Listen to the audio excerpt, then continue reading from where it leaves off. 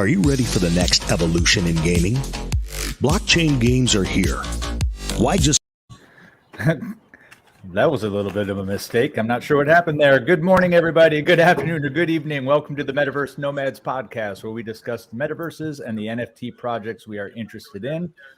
The Metaverse Nomads are also the ruling council of a gaming guild called Rome. Rome is currently 100% focused on Star Atlas, the premier game in the metaverse space. And within the game, we are also allied with the ONI Faction. Joining me today, we've got Whittakis. How are you doing today, Whittakis? I am good. I can't tell if I have any connection issues or not, but hopefully it may remain stable. But otherwise, good to be here. I think we do have a little bit of a delay, but we'll get through it. All right, Ray, how you doing today, man? I'm doing all right. Excuse the get up. It's been a long week at NFT NYC, so I'm in recovery mode. Very good. Very good. Ultra, how are you today? Doing pretty good today. All right, Fancy. Yeah, it's been another good week. A lot of really important information. Thank you. Very good. Thank you. Bonafide, how are you today? I'm doing outstanding, shipmates. Outstanding. Fantastic. Well, we have a special guest today, and I will turn it back over to Ray to make the introduction. Very happy to have somebody joining the Metaverse Nomads today. Hit it off, man. I'm very excited to share with you all that we have Panda Pops here, well known in her own right, an NFT gaming content creator on many platforms, both from the legacy world as we know them as YouTube and Twitter, but also on DLive, which is a crypto based streaming platform. And so Panda Pops, pleasure to have you with us. Please. Thank you. Yeah. I just wanted to announce that you were here and simply share with us like your background, who you are, and maybe the origin stories of how you got started in gaming in general, and then maybe work your way into NFT gaming. I'm Panda, and pretty much I've been playing games since I've been about like 3-4 years old on either my granddad's Atari or the Sega Mega Drive. The first games I can properly remember ever playing is like Sonic or Street Fighter. And then moving over onto the PC world, I played a lot of my uncle's games because there's like only like a 6-year difference between us. So I got to play all of his stuff. So I used to play like Red Alert 2, things like Theme Hospital, stuff like that. So I've always really been interested in games, but it wasn't until like I started getting much older that I was like, okay, I don't really like my job. What can I kind of do with my life? I know I'll try gaming, tried Twitch for a little while doing like League of Legends. Wasn't keen on that. So I decided to traveled for a bit and came back, bought a house, and I was like, right, I'm going to start streaming again. Going to try that. Didn't want to do Twitch to start with. Went to DLive. That appeared just at the right time. And DLive just pretty much introduced me to NFTs. There was a bunch of people playing Axie Infinity. And I was like, this looks cute. Never had any interaction with crypto at all prior to that. So I was like, okay, I need to buy Ethereum. What's that? And just worked my way through buying Axies. And back then they were like so cheap, like $2 for my first Axie. I was like, yeah, this is great. Just slowly got introduced that way. Had a lot of ups and downs with crypto at the start of it, making some really bad decisions. But yeah, and then I started my YouTube pretty much like almost a year ago, doing only sort of like crypto-based YouTube. I was originally just doing gaming in general, and I was really, really into Crypto Space Commanders, like proper hard went into that. I adored that, flying around in space, and the fact that they had Star Trek trademarked, so you could have like I got a Borg cube, and I was loving it. Absolutely awesome. Loving it. That's fantastic. I just would like to also ask, well, so first of all, when it comes to DLive, I remember a lot of people's origin stories when it came to Axie Infinity were streamers who were dabbling in it, not totally full-time streaming. But Coco Bear, I heard a lot of stories, like even with Enforcer, a lot of people in the crypto space that we know as OGs were reached out to by Coco Bear, who were streaming at the time and were told to, hey, I'll give you some Axies if you stream. And there was incentive there. Coco definitely helped with the getting a lot of content. I got a lot of axes from those giveaways. Like I was really, really fortunate because I wasn't going hard in the streaming of Axie. I did it like a little bit on the side. But yeah, like Coco was huge on there, Enforcer J, LT Zonda, who no longer streams over there. He was like a huge person on D Live, and one of the main reasons I really got into Axie. Right. Before we go further, you said 3 words a little while ago that really started to make me feel a little bit aged here. You said, my grandfather's Atari. I had an Atari. And yes, when Pong did come out, the 2 paddles and a dot, that was about 47 years ago. But yeah, times have changed since those early games. I mean, like, he wasn't young. When, like, it was an old, like, my family's fairly young. That might make you feel better. We had children young. There we go. But yeah, it was an Atari at my granddad's house. So Gotcha. Well, good. Thanks for the clarification. Nice. Yeah, we got you. That means 2 of us are old enough hold to be on. your grandfather at this point. So Right. I'm sure that's not true. I'm probably much older than you actually think I am. Well, no one's going to ask that question. No. But on to our next question for you, Panda Pops. So you mentioned you started YouTube. Was that the first platform of social media that you started streaming or making content on, or like what was the first? So technically, the first was Twitch, but I only did that a little bit. Then it was D Live, just all the time. I was doing like 5 or 6 streams every day. Not every day, a week.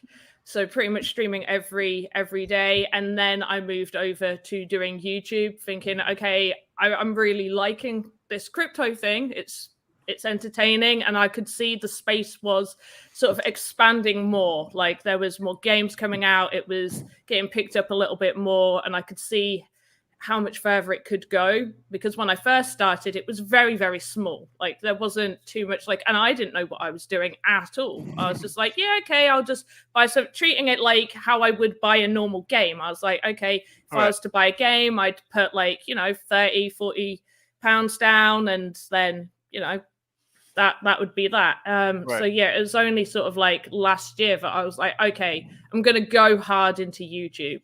But yeah, D Live, technically Twitch first, but I don't count that. So D Live, YouTube, then back to Twitch, doing all of those. Very nice. So, Panda Pops, for you guys listening out there, is not only a content creator, but she's more or less a NFT gaming content creator. So, as you might know of Kagi Jan, so shout out to Kagi. We hung out a lot during this past week. You're going to be on the podcast soon for all those who are listening. So stay tuned for that. So we have not many female NFT gaming content creators. There's a lot of females who are playing NFT games. Axie Infinity, the population. I did some research myself, a quick statistic of like gamers to the male and female ratio, and to my surprise, right, it was 47% are female gamers. So it's almost half, and that's where we're at, right? This is where we are in 2021 as of January. So that's pretty interesting. And why aren't many females streaming and making content? Well, that's everyone has their own individual story, but we commend you for making content and just being punctual and consistent with doing that, especially in the NFT gaming space. Yeah, well, it's good to be doing it. I mean, I had my reservations because like there's people that know more than me. They could maybe have more time to put into it, but at the end of the day, I was like, okay, this is what I want to do, so I'm going to do it. I like games. I'm not going to sort of be like, oh no, I'm a female, I better not play games. But I've been quite fortunate that I've not really had that much sort of, because I think a lot of females get put off by maybe weird comments they might get. So I've been quite lucky that I don't seem to get that. I don't know whether that's just because if somebody that, might act that way just gets ignored by me or what, but I just generally just go about my business, and Right. I've been fortunate to not get that much sort of weirdness come my way as a female, which is pretty good. You've opened the door now, just so you know. You've said it live. I'm gonna have all the weirdness come in. Right. I'll welcome it to an extent. All kinds of new pictures, I'm sure. Right. I would say personally, like, you trailblazed the way for NFT female gaming. Yeah, this is a nascent space, and I'm watching content all the time, and I'm flying through different types of content, and I don't see any female in particular other than yourself from way back in the day just popping up or excelling in the space of content creation. Maybe on TikTok there's a female somewhere, but it's not like you're making 3-minute videos, 5-minute videos going pretty much in depth, the best you know how. Like you said, we're not all knowledgeable on every project, but there's so many projects. No one's gonna really hamper on, no one's really gonna judge you to the point where you're not an expert in your own right. Yeah. That's why they're watching you. So like you said, it takes a particular type of individual to make content and not feel the emotions that come with it when you get the feedback that might be positive or might not be positive. Yeah, for sure. But so the next question here is, what's your favorite NFT game? So there's many games, but which one grabs your attention the most, or maybe the one that you played the most? Okay, are we talking about what may be coming out in the future, or what is playable now? Okay, so we'll separate the question then. So what's your favorite game that's playable now? And then what's your favorite game that you look forward to playing in the future? Okay, my favorite one that's playable now, although it's definitely like dampened down a little bit in terms of earnability, is definitely CSC, Crypto Space Commanders. I just really, really like it. I like being able to fly around in space. I like doing that whole grinding, mining resources, doing all of that stuff, and sort of like trying to find blueprints, making components, and just generally doing the whole battle side of it on there. But obviously recently it's gone down a little bit. There's not as many people playing, which is a shame. But I mean, that was inevitable when they added destruction. So perma-destruction, perma-loss, like that definitely puts people going into it. So funny thing you mentioned that game. That was one of the games I played next to Axie Infinity, because I didn't care for any other game, because the return on playing was better with Axie than it was with CSC. Yeah. And AX SBJ or what's his name? For Hype and Hair with Chief. Oh, SC Access SCB. Yeah. Yeah. Right. So I made a video with him once, and it was a pretty unique, funny video of us battling our Axies. And I remember watching his video 9 years ago that he made on that particular game, and it's a space game, right? And I tried playing it, and the permadeath was a thing at that point when I started playing it. So I wasn't there to play before permadeath, and I couldn't. I love these types of games, but the mechanics, it wasn't user friendly to my liking. It was pretty rough, and the controls and just the mining aspect appealed to me. That's why because I could apply myself in that way. It didn't work for me, and I like how you can edit your change your ships and edit a lot of the things you want for your own liking in the game. It's just I didn't play it for long, but that game is one of the early space games that came out in the NFT crypto space, from what I know. Yeah, it was. I know which battle video you're on about as well, because I edit his videos. So I edited the one you battled with him. Awesome. Oh wow. There you go. Yeah, I definitely get like the user controls on CSE were a little bit like, once you get used to it, but then as a beginner going into it, you would definitely look at going, oh, this is a bit difficult. They did make it easier, and when they added the tutorial, that definitely helped people. Right. But yeah, when they added all the sort of perma-loss, that did kind of make people go, oh, do we want to go out and do all this more dangerous stuff in the game? So on that note, what's the game that's most promising that you look forward to playing in the future that isn't out yet? Mirandus. 100% Mirandus. I'm more of like, I want to play a game rather than earn a ton of money. Earning money from playing games is a bonus for me personally, which is why I always put myself gamer first, then crypto earning, stuff like that second. And I just see what they want to do with Miranda's, and it looks like it's going to be a really good game. And the economy that they want to put behind it also seems really, really good as well. They seem to be really thinking that out. And although like the graphics are low poly, stuff like that, that doesn't put me off that much. It's like I can deal with that if the game is like really puts me in it. If as long as it's really sort of, what's the word I'm looking for?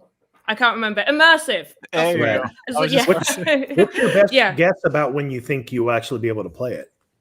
Well, they're going to do for exemplar holders. Isn't it going to be in December? We're going to be able to player test it and earn the thingy.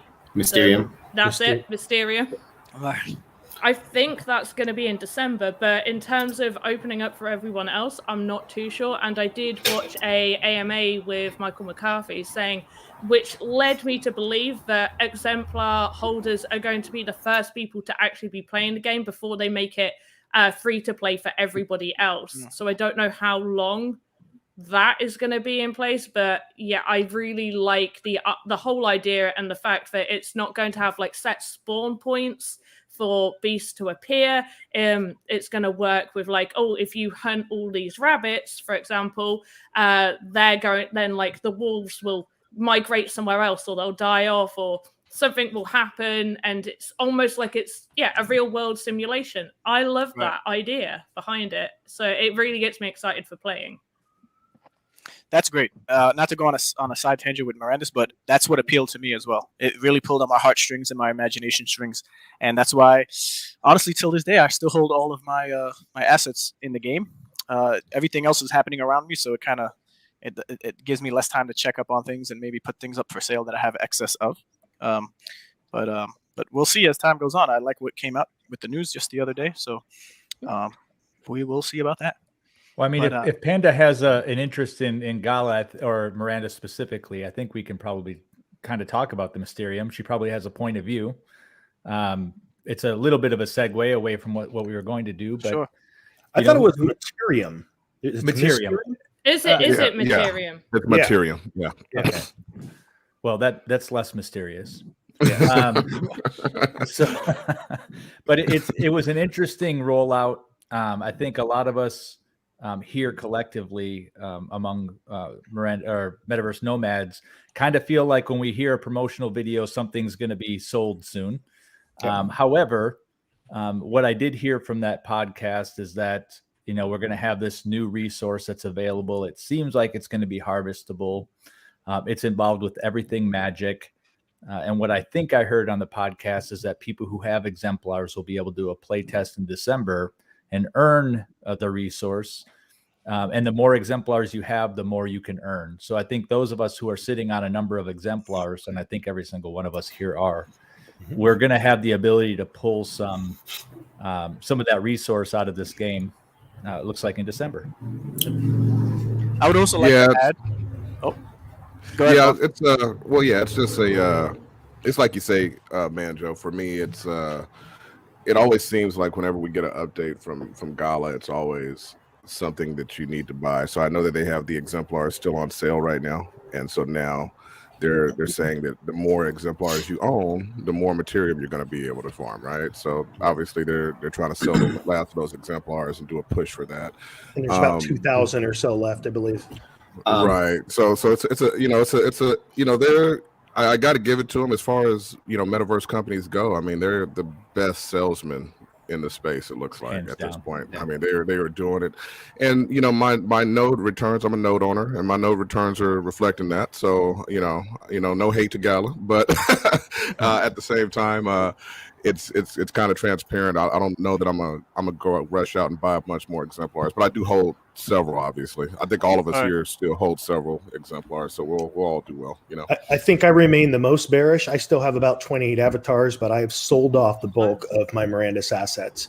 I have my own reasons for why I've lost faith in the project, but I absolutely see I get the draw. I have the same appeal originally as in a fantasy world. That to me appeals more than space. If I could actually experience gameplay with an amazing economy in a fantasy world where there's magic and elves and dwarves and orcs and all of that, oh my, I think it's amazing.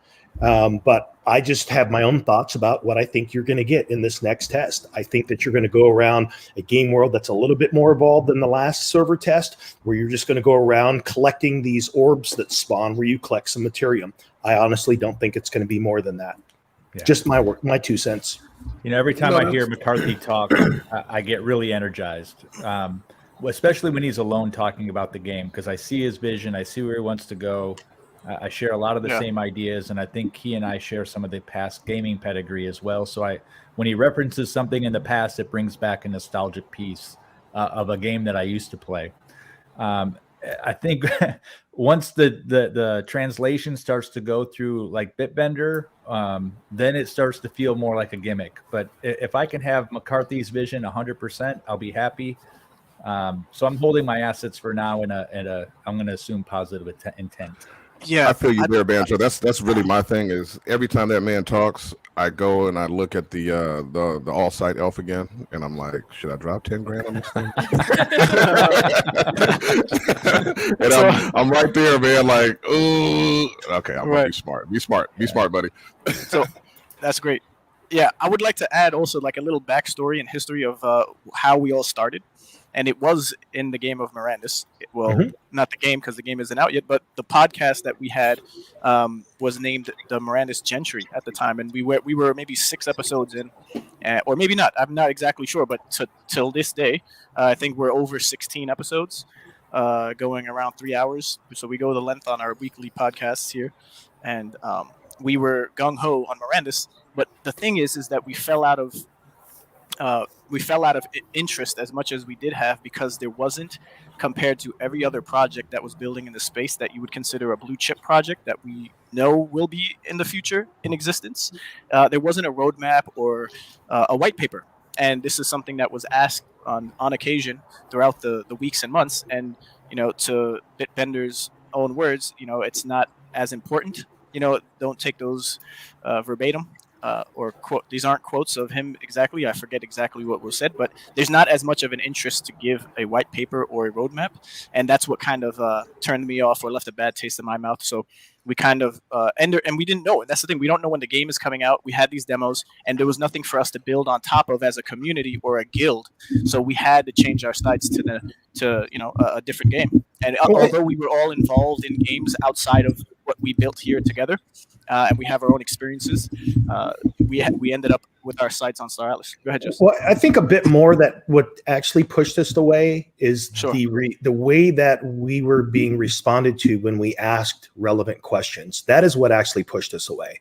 We asked questions and we were basically made to feel whatever. It's just like, why are you asking this? And then just people dogpile on you for asking what is a relevant question. Something that if we ask the same in the Star Atlas community, it's like, oh yeah, we have an answer for that. And that's a great question.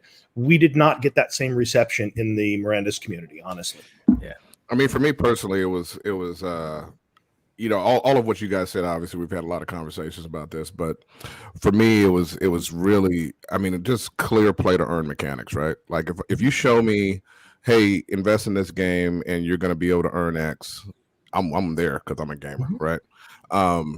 Star Atlas does that, and that's why they got my attention, was because I can see clearly how I can earn in Star Atlas. And to date, I'm not sure about Mirandus. And I was looking at, because they have other games. So I was looking at, Town Star and how you earn in that. And, I look at spider tanks and how you're going to be able to earn in that, supposedly. But I'm not seeing the passion for the gamers earning out the gate. Whereas I see that with Star Atlas. I see with Star Atlas that the devs really want the players to start earning right away, similar to Axie. And then that's what for me, that's where the bar is at, right? Is Axie, you can make a decent return on your gaming assets fairly quickly.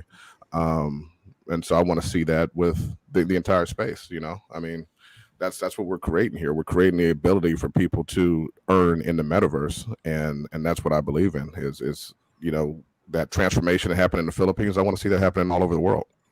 Yeah. Right. Well, I think they've had a lot of people come in and out of their server. It's obvious that they're gaining a lot of traction. And to Panda's point, there are people who want to play that are game players first and earners second. Yeah. And I think for that crowd and that population, the game is very appealing. And I'm still excited about its potential. I think everybody wants to relive some sort of experience they've had with MMOs in the past. And so far, Miranda seems to offer the best of that. And it's got a style that's, more akin to like a Minecraft. It looks like it's a little bit playful. You can get in.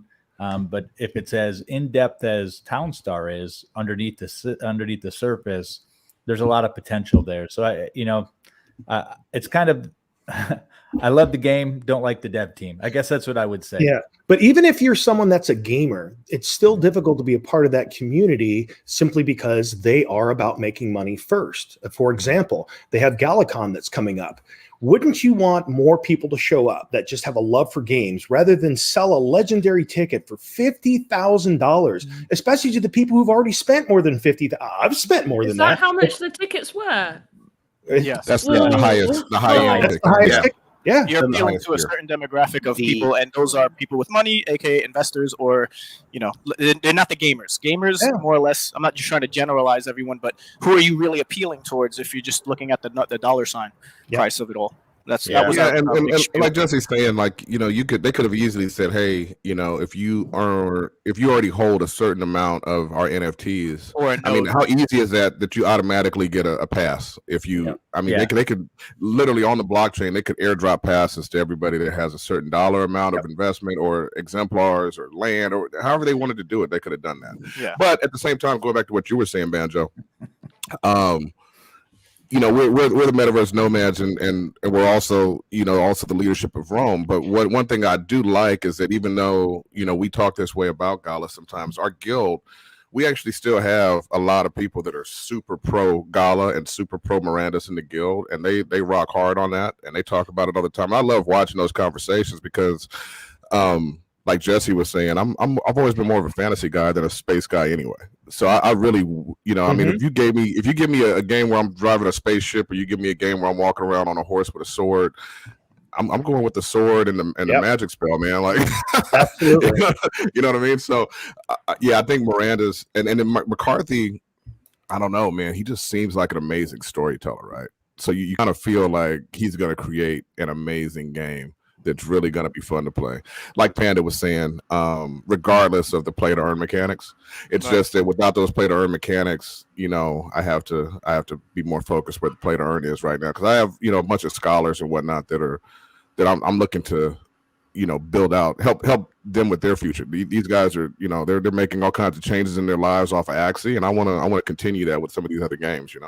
Absolutely, and that I knew this was going to happen. Although we took it, that's why I said the detour word. But we're here, and we're going to be talking more about Miranda's as there's updates that we have to cover with them. Right. But that for what it's worth, the games should be based off of fun first and not making money, because that's where you would keep the long-term players there, in my opinion. But everyone's different, and everyone does what they want at any given time based off their own needs and wants, and it's going to be interesting to see how games develop as we go. But back to Panda, because this is her spotlight. This is her time. This isn't about Miranda's, not just yet. But yes, so we usually cover in long form after we do our little news coverages on different games that we are either invested in or know our community likes. And we after we do that, the bulk of what we cover is Star Atlas. So I know you've covered Star Atlas. I've seen a couple, maybe less than a handful of videos about Star Atlas on your channel. I think 2, maybe 3. Yeah. Cool. But that's my question is what brought you to Star Atlas? What was the first interaction, or did you see a tweet? Did you read it? I'm trying to think. I think somebody pointed it out to me. I was trying to find more NFT games to play, and there was one to do with space that wasn't Star Atlas that I've forgotten the name of, and that's going to irritate me. But then I think I was talking about this space game, and someone was like, "Oh, is it Star Atlas?" I was like, "It must be Star Atlas that I'm thinking of." Wasn't, because I went on it. I was like, "Oh no, no, but this looks cool. And I needed something to fill the void of CSC. So I was like, I might as well, like, you know, keep an eye on this one. It was like, it looks good graphics. The trailer video, that could just be a film in itself. Just release that. Right. Make a TV series. I'll pay for that. It looks great. But yeah, I hadn't had any experience with Solana, so that was a whole thing for me as well. I get like in my comfort zone. I'm like, oh gosh, and I get really nervous when it comes to doing any transactions with money. Like at all. If I'm just moving £20, I'm there getting like nervous, like getting ready to start sweating, going, is my money going through? Like what's happened? So I still do test transactions all the time. I'm with you. It doesn't take much to slip up. I literally sent $1,400 worth of gala to a wrong address this past week. It doesn't take much. Right. Don't scare me more. Well, yeah, I have rules. Like if I had a couple drinks or something, I'm not doing no crypto. No firearms, no crypto.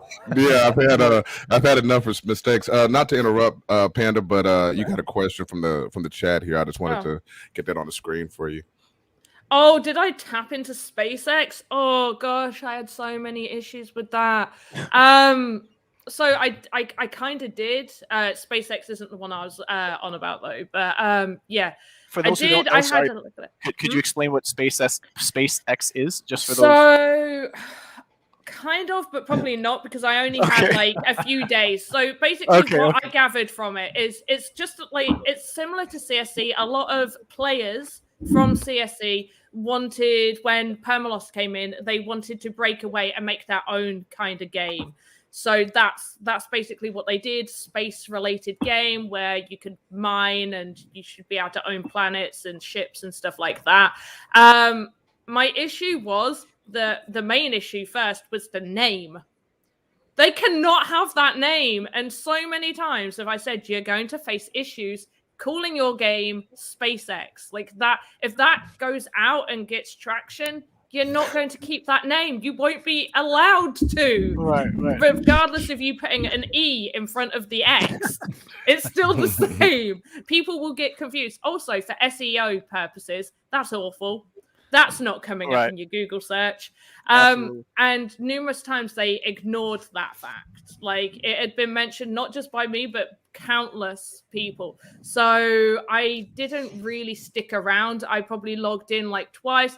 It was fairly easy to sort of undock from a ship. It was kind of think like No Man's Sky meets CSC. That's kind of how it felt, other than you couldn't land on the planets, but I don't know whether they were going to make that possible or not. But yeah, I did, but I didn't.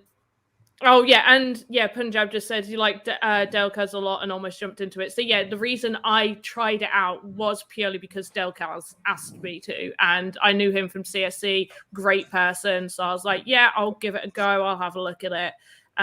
But I didn't enjoy it, and I also didn't like the fact that they weren't taking people's comments, and they kind of they weren't really listening to the community at all. And I was just like, no, I'm good.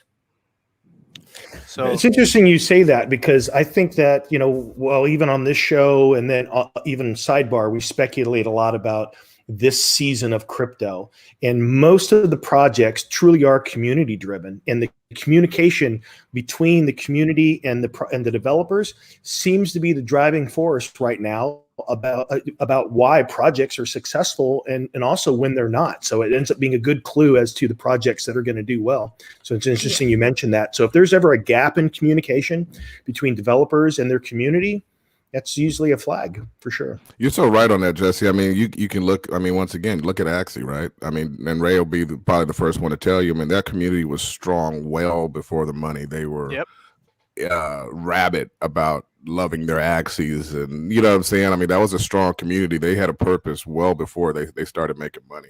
But yeah, you were asking about Star Atlas, right, Ray? Yeah, just to your point, in NFT NYC, no other game that we know that's an NFT game who was present, even the Sandbox, even though Sebastian was there and he was talking on stage and he gave his speech about the game, there wasn't that much enthusiasm from the people who were there. As there was for Axie Infinity, like people. For Axie, yeah, I was, I'm Axie, Maxi at this point, or I always been. That was the first game I got into back last October. I got the airdrop, and it's all history now. Coco gave me my first Mystic as I purchased it off of him, so history in the making. But just to Bonafide's point, no other community that I know of in the NFT gaming space was there in numbers as Axie Infinity community members were. People flew in from all over the states, even other countries. Some of them weren't able to, but there would have been many more who came and they just got rejected at the border or for whatever whatever happened. So yeah, the community is just hella strong, and it was something that was the main focus of the project, as many are now focused on. Alongside making sales, because they need money to build, but then they're also trying to do the double-edged sword of building a community. But it's hard to believe that a project that's coming in after the success of Axie is just purely about community, and sometimes they're more evident than others. But yeah, well, we could get into more of this in the news. But the next question for your panel pops is, what excites you the most about Star Atlas with what you've already maybe learned yourself from the project? I'm not 100% sure, really. I just really like the look of it. Like, I've not done that much in-depth search on it. I was just like, yeah, this seems like something that's going to be good, and it's going to be something I enjoy. They keep up to date in their Discord. They always put announcements. They're super helpful as well. When there was all the issues with the sale, the first the ship sale that was happening, they were really on it. And even the community was helpful. I even ended up reaching out to someone going, look, I really need some help figuring out how I actually see my ship in my inventory. I was like, my money's gone. I don't get it. They've put these things up, but I'm not 100% sure. So the person was like, okay, you do this, this, and this. So I was like, perfect. Now I'll do that and make a video so other people don't get as confused as I did. So yeah, I like it. Yeah, I just like it. There's not really that much thought behind it. I just kind of look at projects and get an idea from the community, the Discord. And yeah, that's generally how I look at it. I also hope it's going to be better than what CSE was. So yeah, and the fact that there's different factions as well, that really interested me. And that trailer that they brought out, I was like, I hope it looks as good as they're making it seem. Like, that's my one hope. Like, I really want it to look this good. Yeah, I can tell you were interested in the factions. I'm a subscriber to your channel. I love your show, by the way. So yeah, the episodes you did where you were picking your faction and you picked Oni, that was a lot of fun. I like watching you go through that process. Cut it down. You have no idea how much I had to cut that down. I was and ahhing between them for so long. It was like, but I've got to go with the tentacle alien. Like, what other choice is there? So it was a visual aesthetic that you went for, and not so much the stats and things like that? It was a little bit to do with the stats. Because originally I was going off of visuals. So I was looking at, is it Uster, however you say their name. And I was like, I don't want to be I don't want to be those guys. They look awful. Like, I was like, they're not within what I would want to play as. But then when I was reading about it, I was like, oh, they've made this faction seem so cool. I was like, you've shrouded it in mystery. They're like robotic. They're basically the Borg. Like, what is this? But yeah, I did end up going for part visuals, but then a little bit to do, because isn't only like with the trades and the resources and stuff like that. I'm pretty sure that was that was it. Technology, yeah. And then also they have a buff for diplomacy as well. Yeah, so like you could do better trades. That's how I interpreted it. Yeah. Awesome. Yeah, technology. I was like, yeah, I want to make stuff. I want to be able to craft. I love crafting in games. Like, anything with a craft aspect, I'm there. When we first found out about all the different factions, the thing that always appealed to me about ONI, even before we knew what some of the benefits were, is I just thought to myself, like, the intergalactic cantina in Star Wars. It's like when you have a faction that already is a melting pot for a bunch of different species, that means that they've already evolved past a lot of things and a lot of issues that you might have. Just my guess as to what it might be. And so it seemed like there would just be a lot of different technologies weaved in, a lot of different options for crafting, a lot of things like that. So it just seemed like they might have an upper hand in that regard, even though we don't really have all the data to support that. I'm just, again, using the imagination for what it might be to have an alien collective as a faction. Yeah. What's interesting is all the factions hit kind of tropes. We've got the Americans. Look how selfish and self-centered I am. We've got the humans that are, still warfaring even after all these years. You've got the AI that is looking for the meaning of life through, culture and trying to find some sort of spirituality. And then you've got the aliens who are all sort of the trope of the galactic union, if you will, right, where everyone's getting along. So there is some familiar story arcs or tropes there, but I gotta admit also that the ONI is the one that appealed the most to me. Right.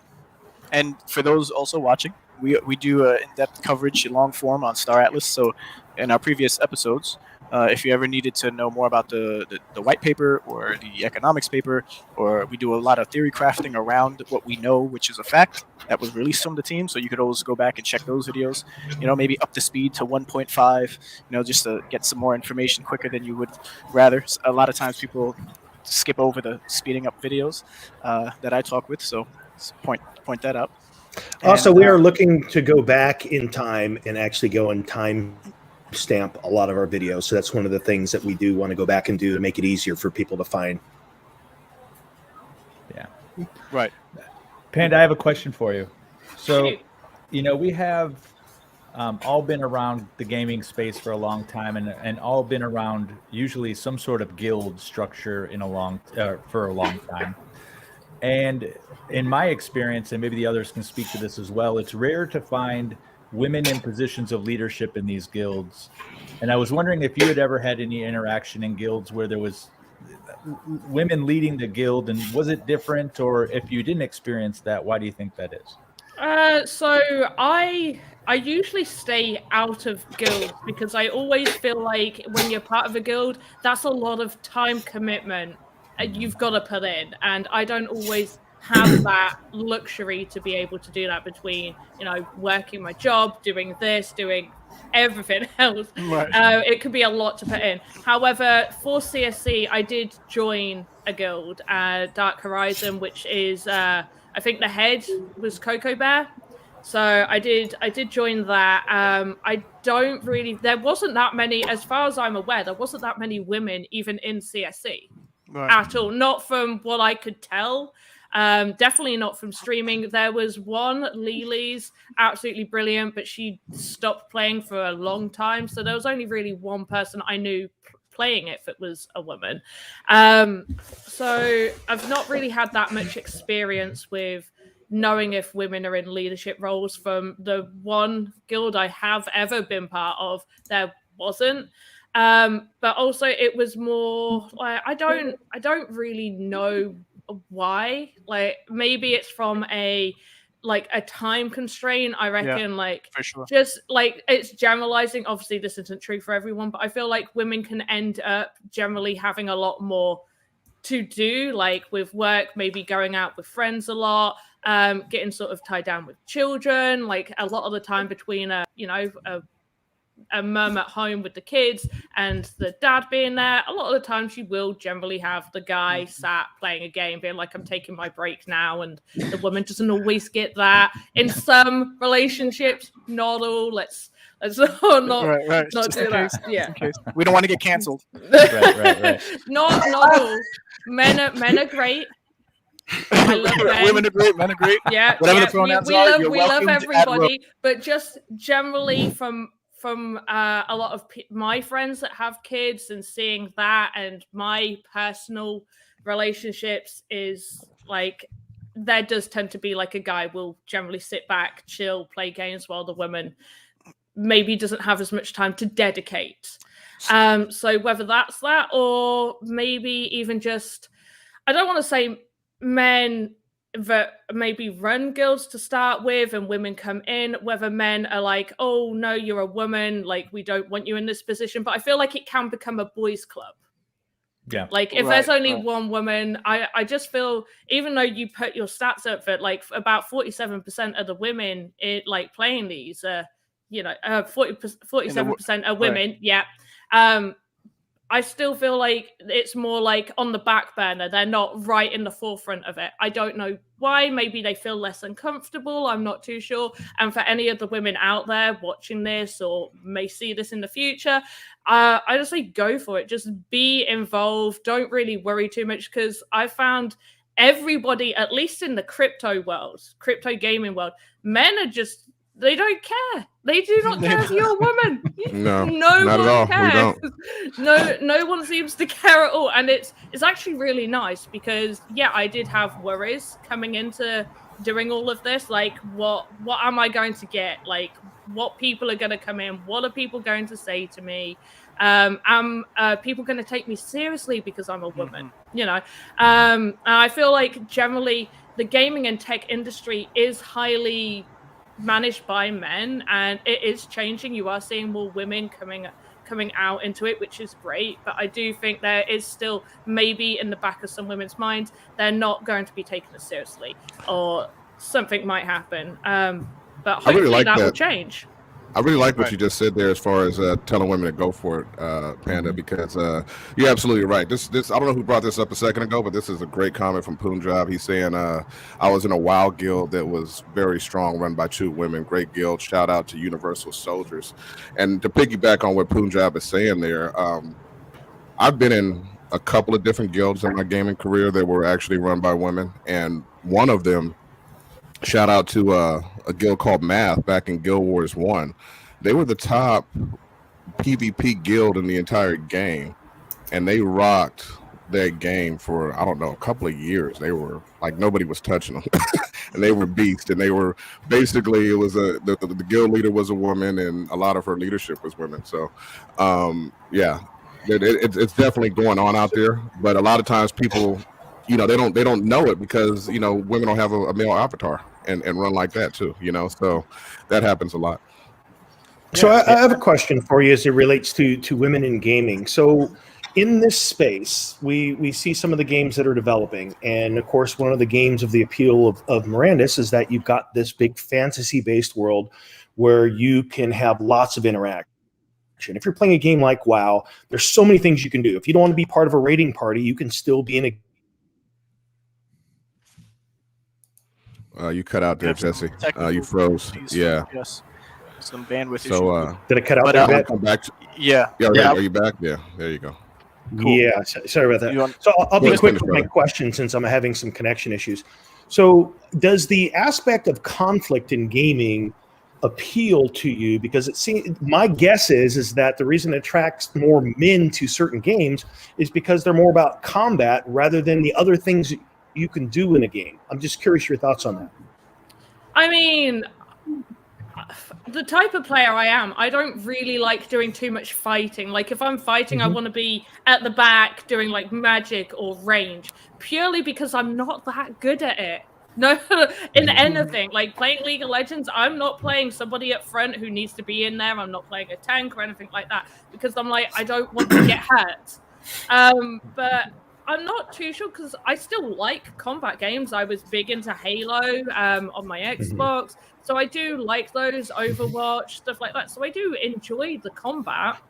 I don't know, I do think at least a lot of my friend group, maybe that's my friend group, but a lot of my female friend group aren't into that. Like a lot of them do like they want to craft, or they want something chill to play. They just kind of want to relax with what they're doing, which is fair enough. So I don't think it's a men or women thing. I think it's just a personality thing. Because I think you find guys that love Animal Crossing or love Roblox or something like that, where they just kind of want to sit back and chill, rather than really get into it. But maybe, yeah, I think it's just a personality thing rather than a gender.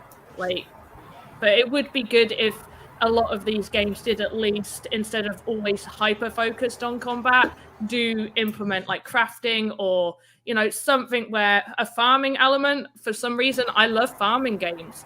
You give me, like, back in the day on my DS, I was playing not Farmville, Harvest Moon.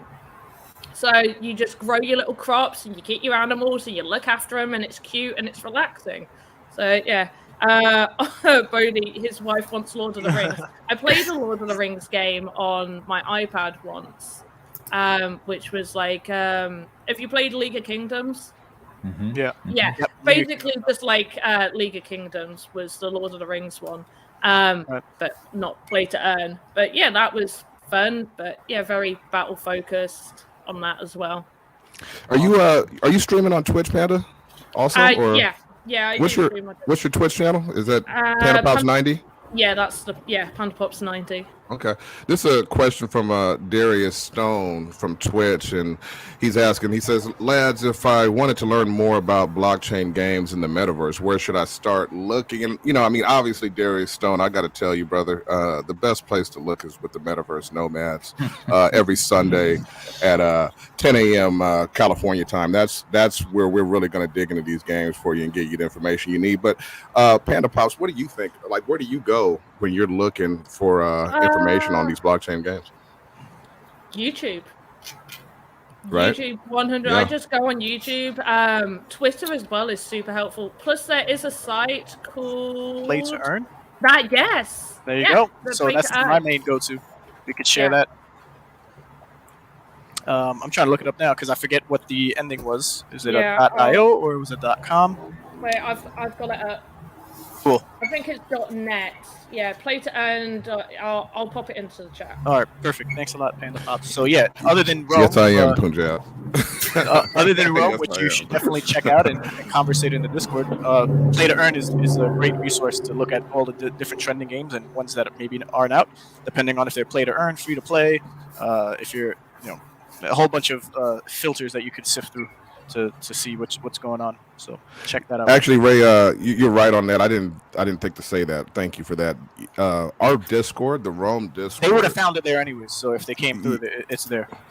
Well, I'm just I mean, the Rome Discord is a wealth of information. I mean, because we talk about, we go much further in depth there than we do here on the podcast. And not only that, but we have guys. I mean, I get most of the games I get involved in, I get them from our Discord. I get them from the guys. The Rome citizens are bringing this stuff to us because we have, the six of us aren't the only investors out there. We have tons of big investors in Rome who are all in all these different games, Splinterlands and Vulcan Forged, and they're talking about them and they're telling you what you should do and helping you out, and giving me strategies all the time. That's where I get my information from, is our Discord.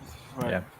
I did have a comment back on Jess's question about the female in the space, and maybe I think it was actually Banjo's question, but this is what I wrote down. I'm not sure exactly what the question was. It was usually that's the case with guilds where there's an expectation, no matter whether you're a female or male, that there's going to be more work that's needing to be done by you as the individual coming into the guild, and that puts a lot of pressure onto people because depending on your life situation, you could be doing exactly what a female is doing as a male in the 21st century, as the family and the household is broken up to the point where there's only one parent, or depending on the situation, there might be money issues and you're working more than one job, and like you said, you're cooking every day, you can't afford to eat out and save time here and there.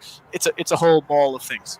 But I wanted to share that within Rome, right, a guild that is not like any other guild, right? There's roles of patrician, right, or partition, right. Either patrician. Way, yeah, patrician. So these are members that join that have influence, and outside of what they're able to do within the Discord of Rome itself. So it's not like anyone who comes is going to guarantee have a new job, which is going to be 30 hours a week.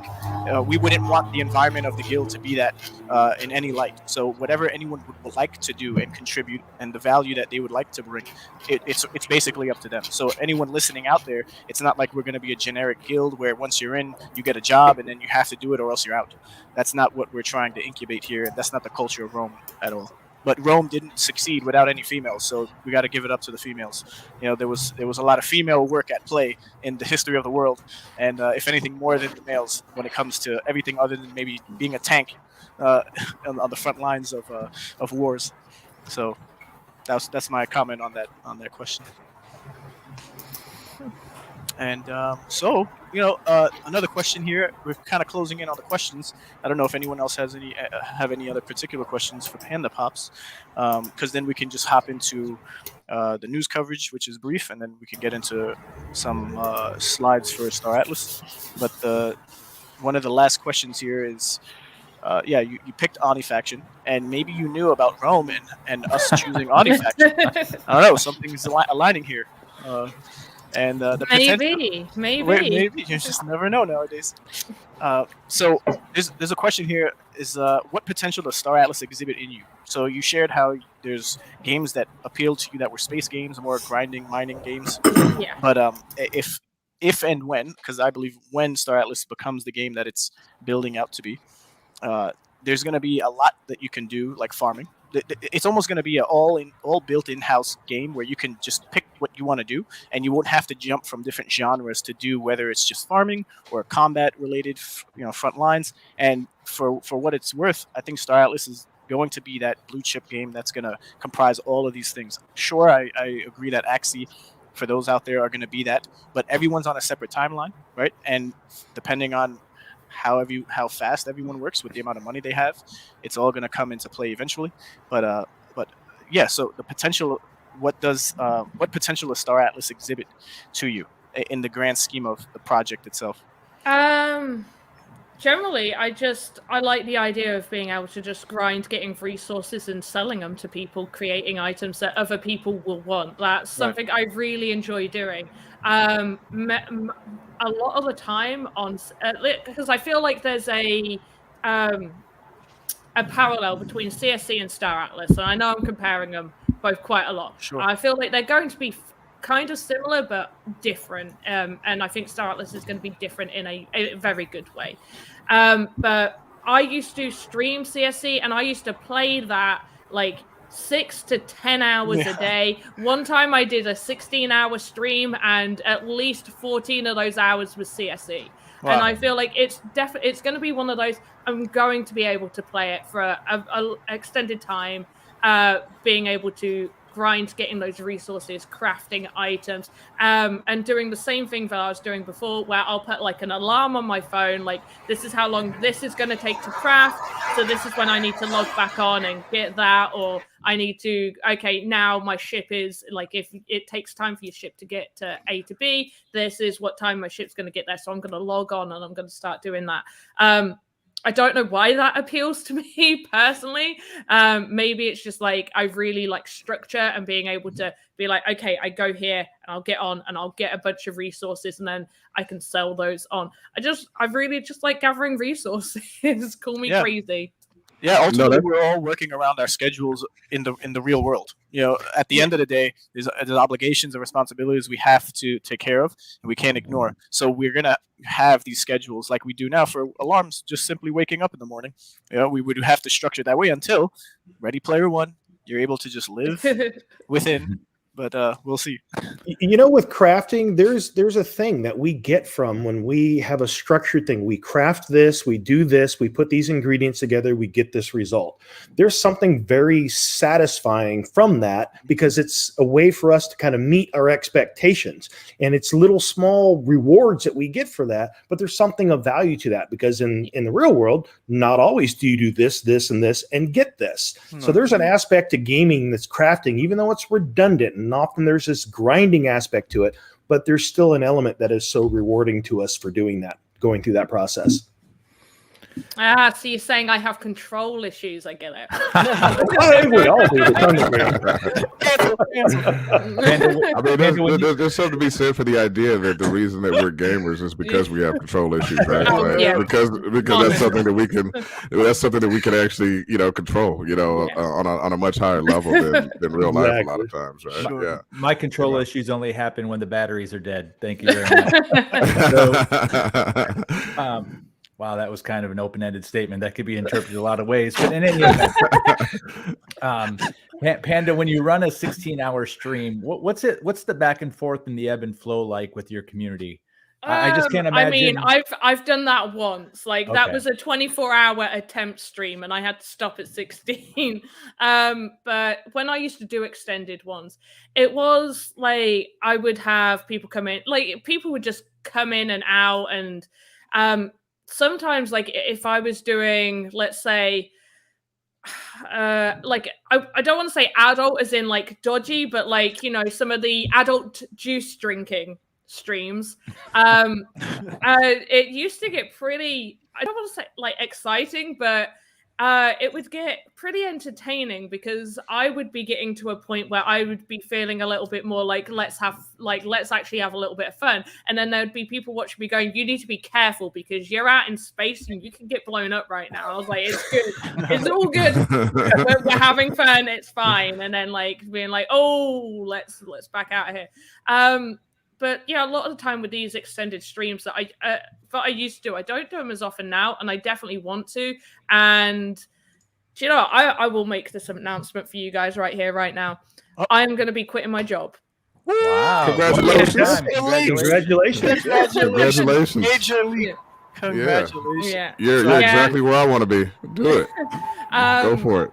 Yeah, I got into. I'm in a position where I can get by enough without working my job. So I think the benefit of not working and going full time into doing like the art for Sandbox, the streams and everything, YouTube is going to 100% be more beneficial long term than sticking out my job for another year. Because you can build out your content, your platform a lot stronger if you're giving it your all. And the time that I've got to spend going to work, like I've got to get up early, like 4 a.m. early, and then I'm tired for the rest of the day. So it's like, that's got to go.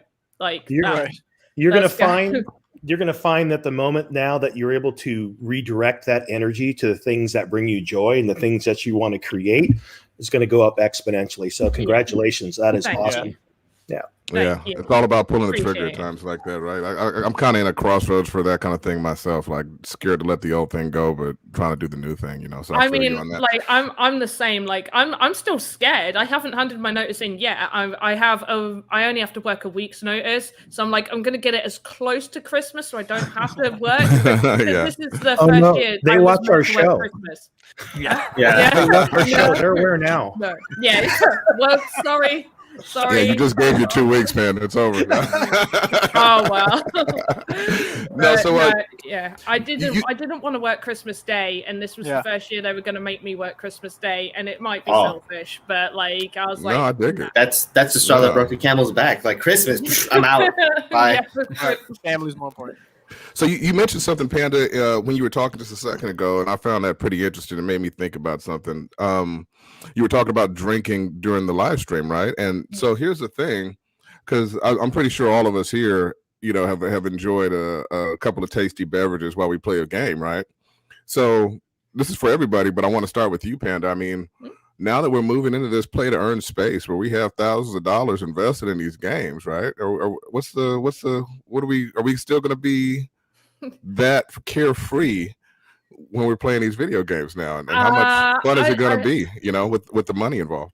I think it would depend on if there's permaloss. Because if I'm getting a little careless on stream and there's permaloss and I lose something that's worth like a couple of thousand, I'm probably gonna break down. It's Star Atlas. You're like, if I have more than 3 drinks, I don't go into deep space. That part. Like I don't mess with my wallet, you know. Yeah, I don't send transactions after a couple of beverages. Yeah, so am I gonna still play? That's interesting. But no, there would definitely be like safe games to play. Like you could play Axie having a couple and no worries right there. Just your MMR might drop a little bit, but you would have fun. Like putting together like awful teams. You just put like the worst teams together. You're like, let's have fun. Let's irritate the opponents, because there's nothing more irritating than looking at someone's team and going, what have you done? Why is this team together? So yeah, there's nothing more entertaining than that. But going into deep space, the idea of permaloss, I would either be needing to go out in a group with people, being like, "You got to have my back, like you got to be there ready," and then like hightail it out of there or something, or you just stay safe and just have a little fun with the safe stuff. I think with some of the more social aspects of the games, like crafting, if you're just kicking back, doing some crafting and chatting with your people, a few drinks is okay. But, in deep space, probably not. Yeah, there are some good decisions that can be made with a drink or two, though. I don't want to name any names, but there is a Roman who bought a Ogrica Thripid for him and his cousin while under the influence. Yes. Buying spaceships while drunk. Yes. Yeah, there has been talk of creating like a drunken style squad. Yeah, next thing you know, your fleet just doubled because you had a couple of beverages, right? Now you got all these extra ships. I think we need that Roman on our acquisitions team, right? Right, yeah. Absolutely. Yeah, so shout out to the Metaverse. If you're out there having a couple of tasty beverages and you feel like you need to have somebody that has your back, come to Rome. There you go. I think there's probably a number of different drinking games we could start building with Wagner comments or Santee comments. Drinking that was a town cool. hall.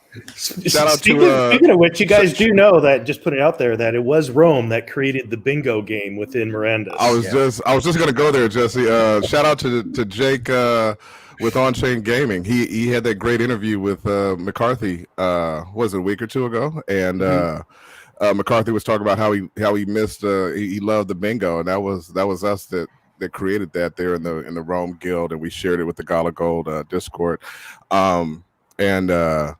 Yeah, there's going to be more to come on that. We haven't had they haven't given us enough opportunities to continue doing that bingo game with them. And so we've been talking about doing it with the Star Atlas or whatever. Yeah. And but yeah, if Gala was to start coming out with more content and start talking more about some of these more detailed things that we want to dig into, we'll definitely bring that bingo game back, McCarthy.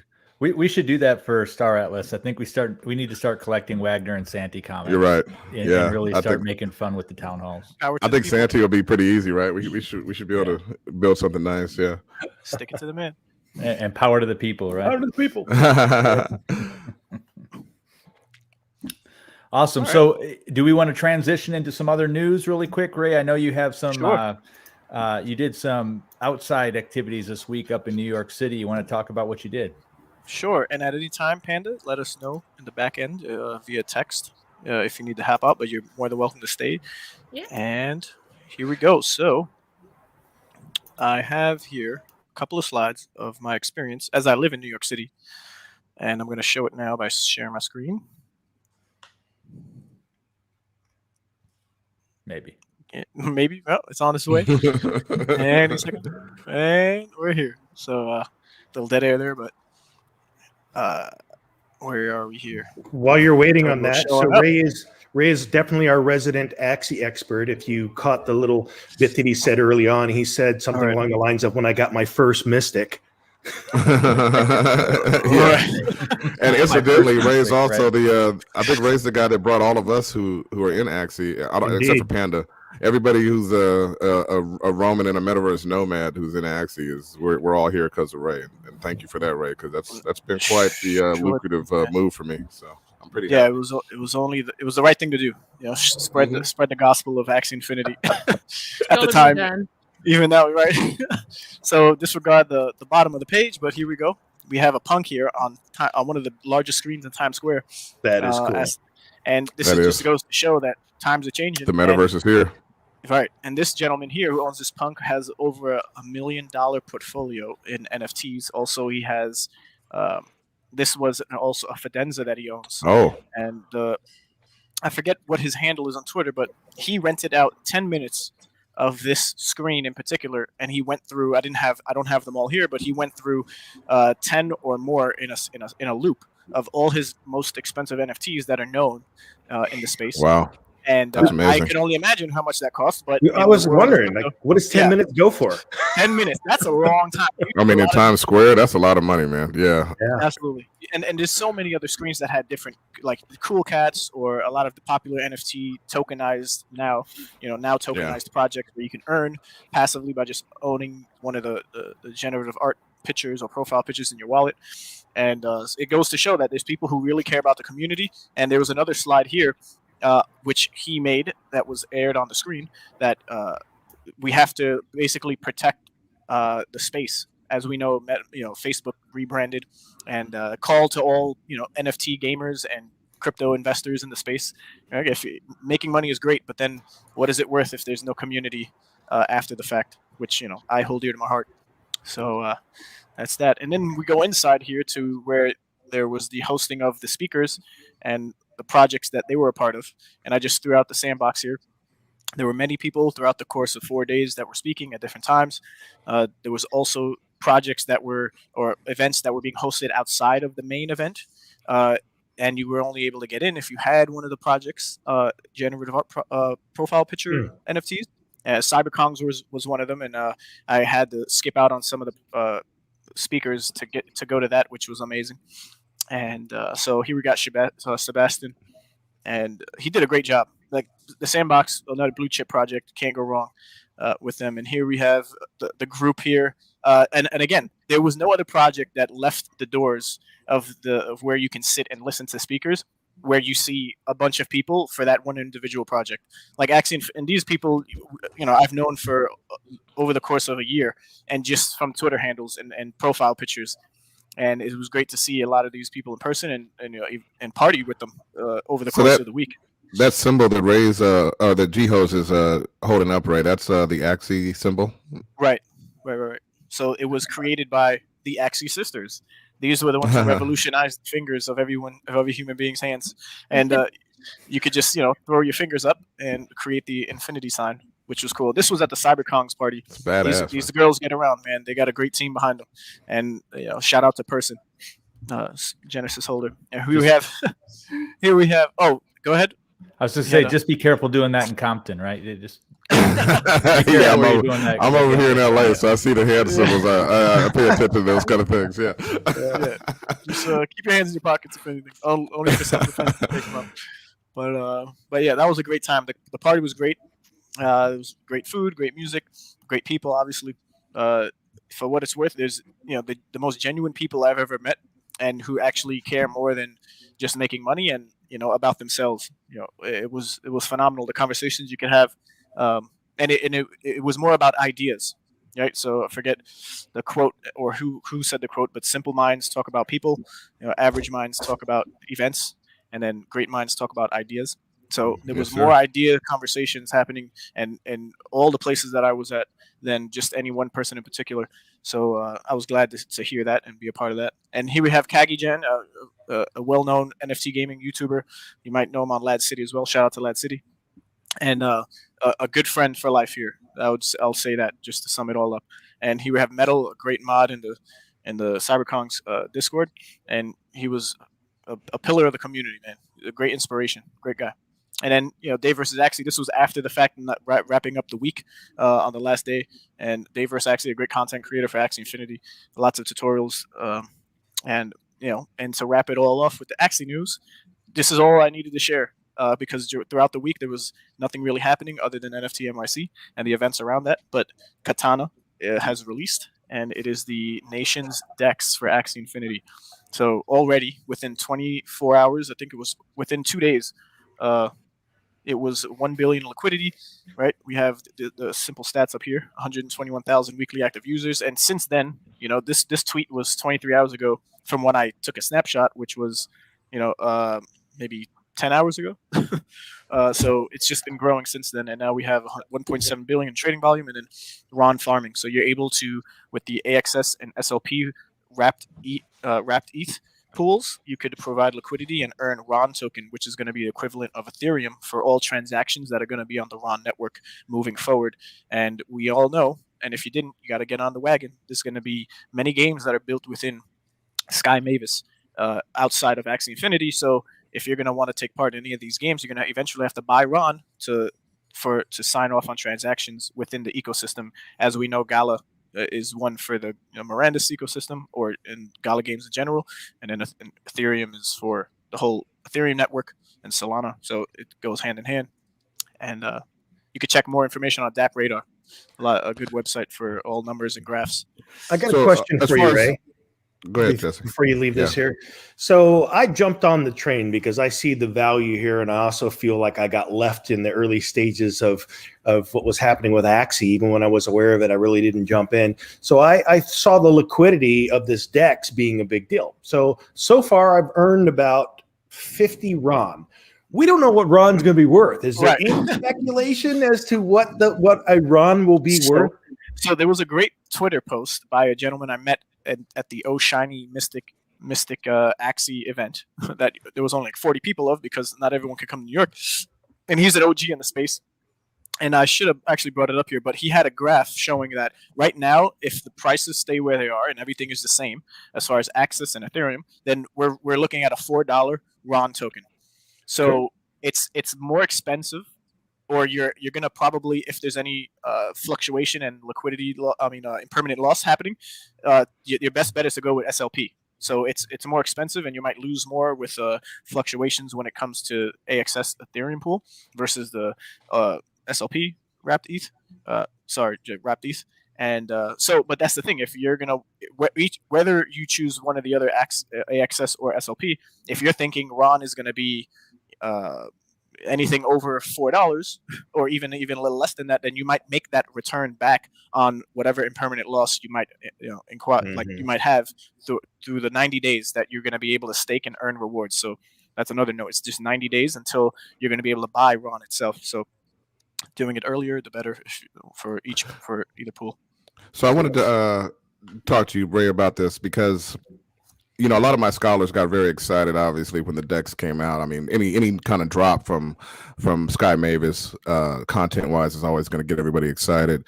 And then we saw the price of SLP rise, obviously, with that excitement, and people were excited for that. But I was kind of more on the cautious side as far as SLP goes, because without a burning mechanic for the Axie, I don't see that the SLP rise would be sustainable. And it's already started coming down over the past couple of days. So what are you thinking? Like, how are you setting up as far as SLP goes? Are you thinking it's gonna be a higher sustainable price now because of the DEX, or do you think it's gonna go down? I mean, personally, I'm thinking that breeding is gonna become viable again without having to leave the Ronin chain to breed. So I like that. But what are your thoughts? Breeding is for sure, as well as many other transactions that weren't able to be had because of the exorbitant prices for just bridging over to Ronin or off of Ronin, Ronin sidechain for that matter.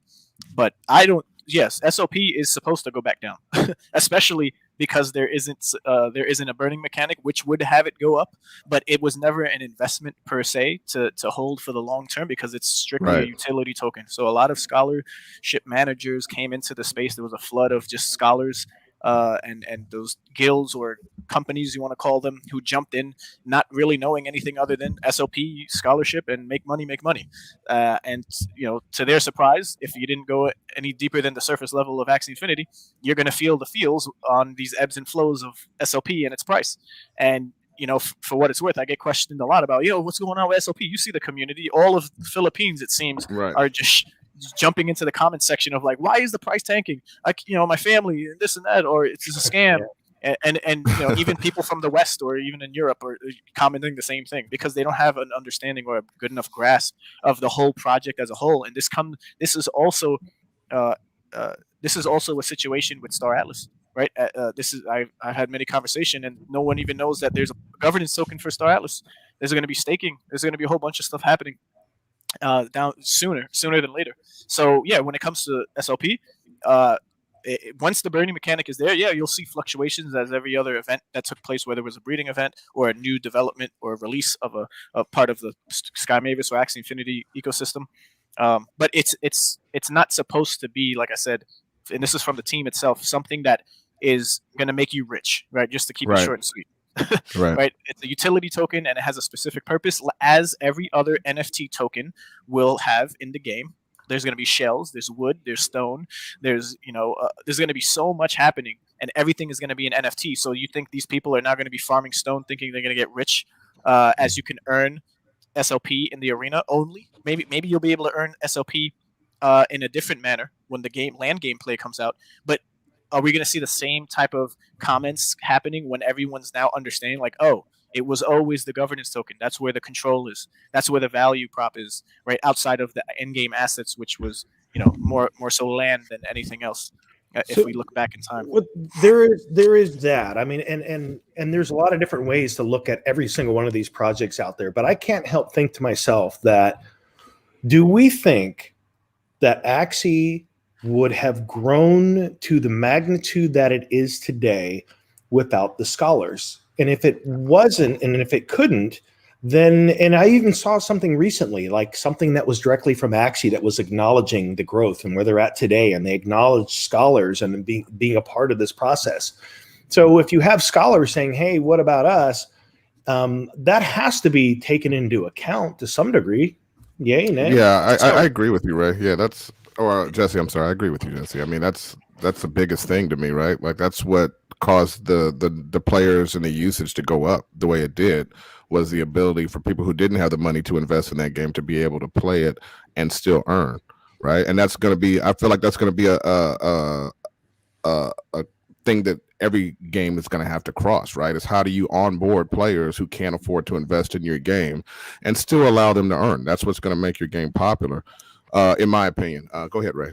Yeah, so what's interesting is AK, a well-known OG in the space, created the scholarship model. He realized that he could make another account, this outside of just what's connected to his MetaMask, and he could lend out Axies, and it took off from there. And that was maybe mid-year of this year. Of last year, actually. No, yeah, last year. Yeah, last year. And what's funny is the team was already had the backing of Delphi Digital, who I got to meet, the team, Pierce and all of them.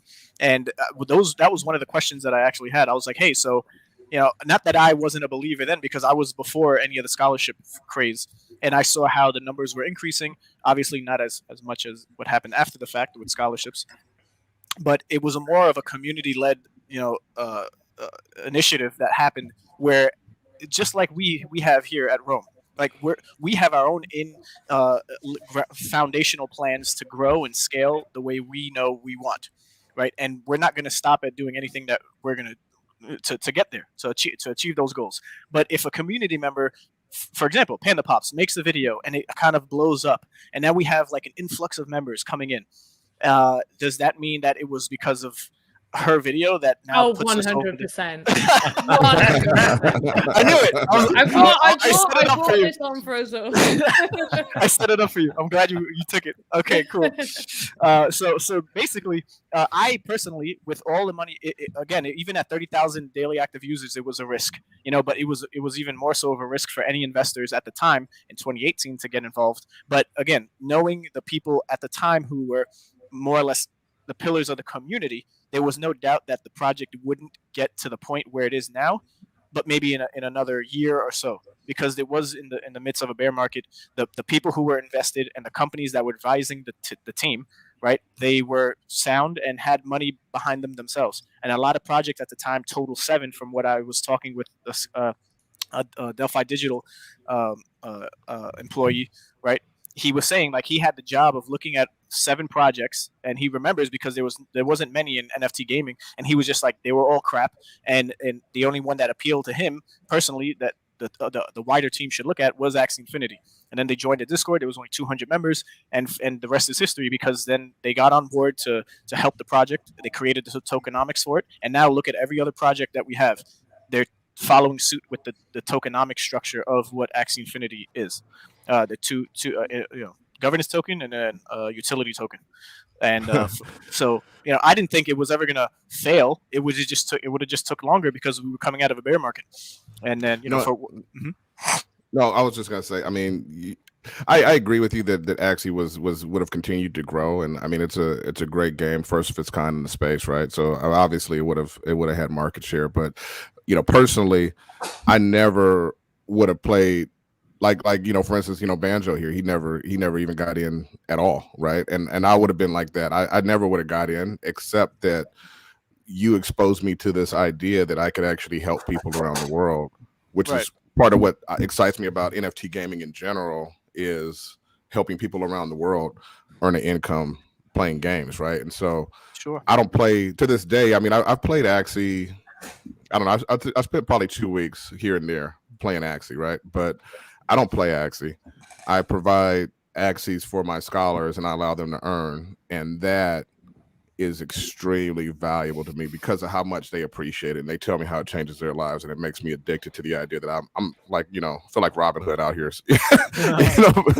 out here, helping people, right? So that's what makes me passionate about it. And then also you got these people who never, Bitcoin was never on their radar, and now all of a sudden they're onboarded into crypto. They're learning how to use wallets. They're coming into the metaverse. You're getting access to this new world that's being built much faster, and they're being onboarded via gaming, which is something that Right. Elio Trade saw. He saw that years ago, and I'm a believer. Like, gaming in the metaverse is how people are going to be onboarded.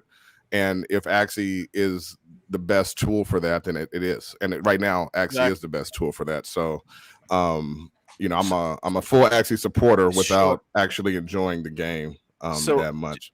On that point, I wanted to share, and we could get to Tomahawk's question down below, but I just want to make that point where, if it wasn't for the scholarship model that was taken off by the community itself, who knows if it was in the timeline of Axie Infinity dev team to even create that as an option. It was it's almost like hand helps hand when it comes to developing a game in this space of NFT gaming crypto, right? Because you're gonna want to be on the ground level with your community, as we know a lot of projects are in the beginning, until it gets to the point where they can run with whatever VC money they have or help outside of the original community that was there, who might not have had a lot of money, but they had great ideas, right?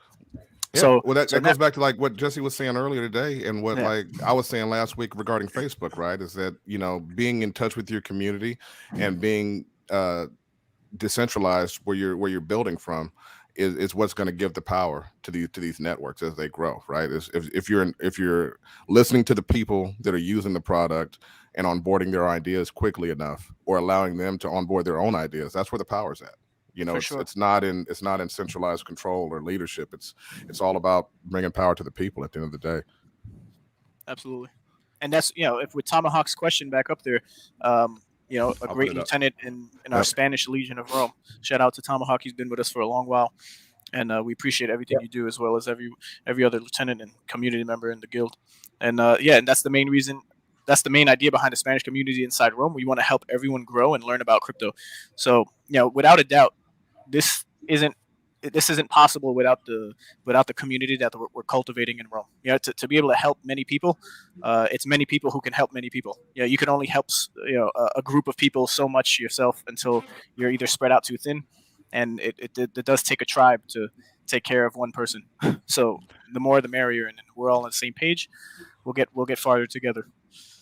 Before you move on, Ray, there was a question from the chat. Shout out to Tomahawk right quick as well. You're doing great work there, brother. It's been great talking to you this week. And you, he just got promoted to lieutenant, and he's on fire, man. He's a rocket ship taking Rome to places that we wouldn't have been able to get to without you, brother, for sure. So another question from the chat right quick, Ray. I wanted you to get a chance to see this one. Winston is saying Axie wrapped ETH or SOP wrapped ETH. I think you mentioned that in your talk, and I think that's what he's going for. Yeah, I'm thinking he's talking about the earning of Ron, and you'll be able to earn Ron with both pools. So either when you choose, you'll be able to earn Ron as rewards from both pools. So that's what I'm thinking you're asking. It seems, when I looked at it, it seems like there are more fees already associated with SLP, but I don't know what that means for earnings, because for myself right now, I'm only staked in Axie. And so, I have the same question, because I'm curious now if I should be putting an equal amount. And again, folks, none of this is financial advice. Just curious which way you might lean based on where you think the interest is going to go. I think there's probably going to be more interactions between SLP, because people are earning SLP. You can convert that, do more things with it than the governance token at this time. Is that your thoughts? That was my thinking when I did mine. I was like, I can earn SLP. That's like, I'm not having to put money in. I don't have to worry about impermanent loss. With like that, to me, it's like I've played. I've earned that from playing. So if I convert my SLP to wrapped ETH and then do a liquidity pool and farm from that, that to me is like, if that goes, then I've not really lost my money. I've lost stuff that I've made in the game. Whereas I'm not good enough to be in seasons or competitive enough to be getting the AXS reward to have that in the back of my mind. Now, I was lucky. I bought a lot of my AXS before it even hit $1. So like you could look at it going, oh yeah, but you bought it really cheap. But that's not how I look at it. It's like, yeah, I bought it really cheap, but look at what it's worth now. Do I want impermanent loss on that? No. Do I care if I get loss on SLP? No. I'm curious, where do we think the reward? Because right now it looks like they have about 550K RON slated for in this brief window of time, slated for Axie, and the same slated for SLP. But the transactions themselves are what's going to dictate how much can be earned going forward. Do we think there's going to be more transactions in SLP, which means you're going to earn more RON from staking SLP versus Axie? That's kind of what my question is like, which one's going to earn more? I think personally, I think SLP. I think more people are going to be cashing out that SLP. Like I did it the other day. I cashed out my SLP to get Wrap DeFi, then put some of that into liquidity pool, and then spent some buying a new Axie. Right. So I think that's what people are going to do. For sure, I definitely see SLP getting more of a transaction, racking up on the transactions, because the base players of the game are scholars that depend on SLP, and then needless to say, the breeding fees that are associated with creating new Axies. So without a doubt, and hopefully, AXS, they kind of lower the amount for breeding. That would be pretty cool. But if not, AXS is definitely needed for breeding, and it's also going to incur transactions, which just not as much. So what's already at it's at 1 AXS right now for breeding, isn't it? Yeah. Yes. It's cheaper to buy an Axie than it is to do any breeds. It Even is. Unless you've got two pures on 0 breeds, then that's the only breed I want to be doing. Anything else, I'm like, I'll just buy a new one. It's fine. Well, that's where I'm at, because I've got a bunch of pures, but I'm not breeding. It's cheap, like you said, it's cheaper to buy what I need to make a team. Yeah, me too. I've been waiting. I have a bunch of pures like you, Jesse. We're running similar programs, right? And I'm basically, like, I was hoping this Dex was gonna allow me to start breeding again, but I haven't actually looked at the numbers yet to pull the trigger. Yeah. Very good, very good. Well, I think we're going to move on from Axie and jump into Star Atlas now. We have a few things that happened this past week. We had the release of some new pictures for all the ships, and then we also had some updates on modules and components and crew. So Fancy, why don't you run us through some of the pictures that you found? Hey, yeah, so it's really quite hard to view all of the pictures on the Star Atlas website at the moment, because there's quite a deal of lag, like loading everything up. Absolutely. So like loading and viewing like an entire album, you can't really like get into it properly. So we went ahead and downloaded all of them and organized them from smallest to biggest. And we're especially going to talk about everything that's going to drop this week. So this is the first one that I have lined up, and it's one of my favorites, honestly. It's the biggest and the smallest at the moment. Yes, that's a great contrast. Yeah. I see the halting flies too. Yes, that is what's interesting, is so that you've got this. At first, when I looked at it, I thought maybe was that the X5, but no, you're right. That is one of the drones from the C9 that we see there in the background, and of course the X4 in the foreground, the bike. But yeah, you see one of the combat drones on that C9 lifting off of the deck there. So that's actually a hull tank. We've seen this before, and it's really quite interesting. You get a bunch of them with the C9, I think. Yeah, and where I think Jesse was going with that is it is linked to the drone module on the ship, as we understand it. So you don't get hull tanks unless you have the appropriately sized drone module. Yeah, and so all of these really tell a story, kind of each one. And you have another picture. I'm not sure if this is like 10 seconds afterwards. Yeah. it was that X4. It was a maxed out X4 that took out that C9 back there. Yeah, like what could he have done? Oh man. Yeah, I think that's exactly what happened. He took off his helmet saying Yeah, the he ship dropped was his helmet real. as well.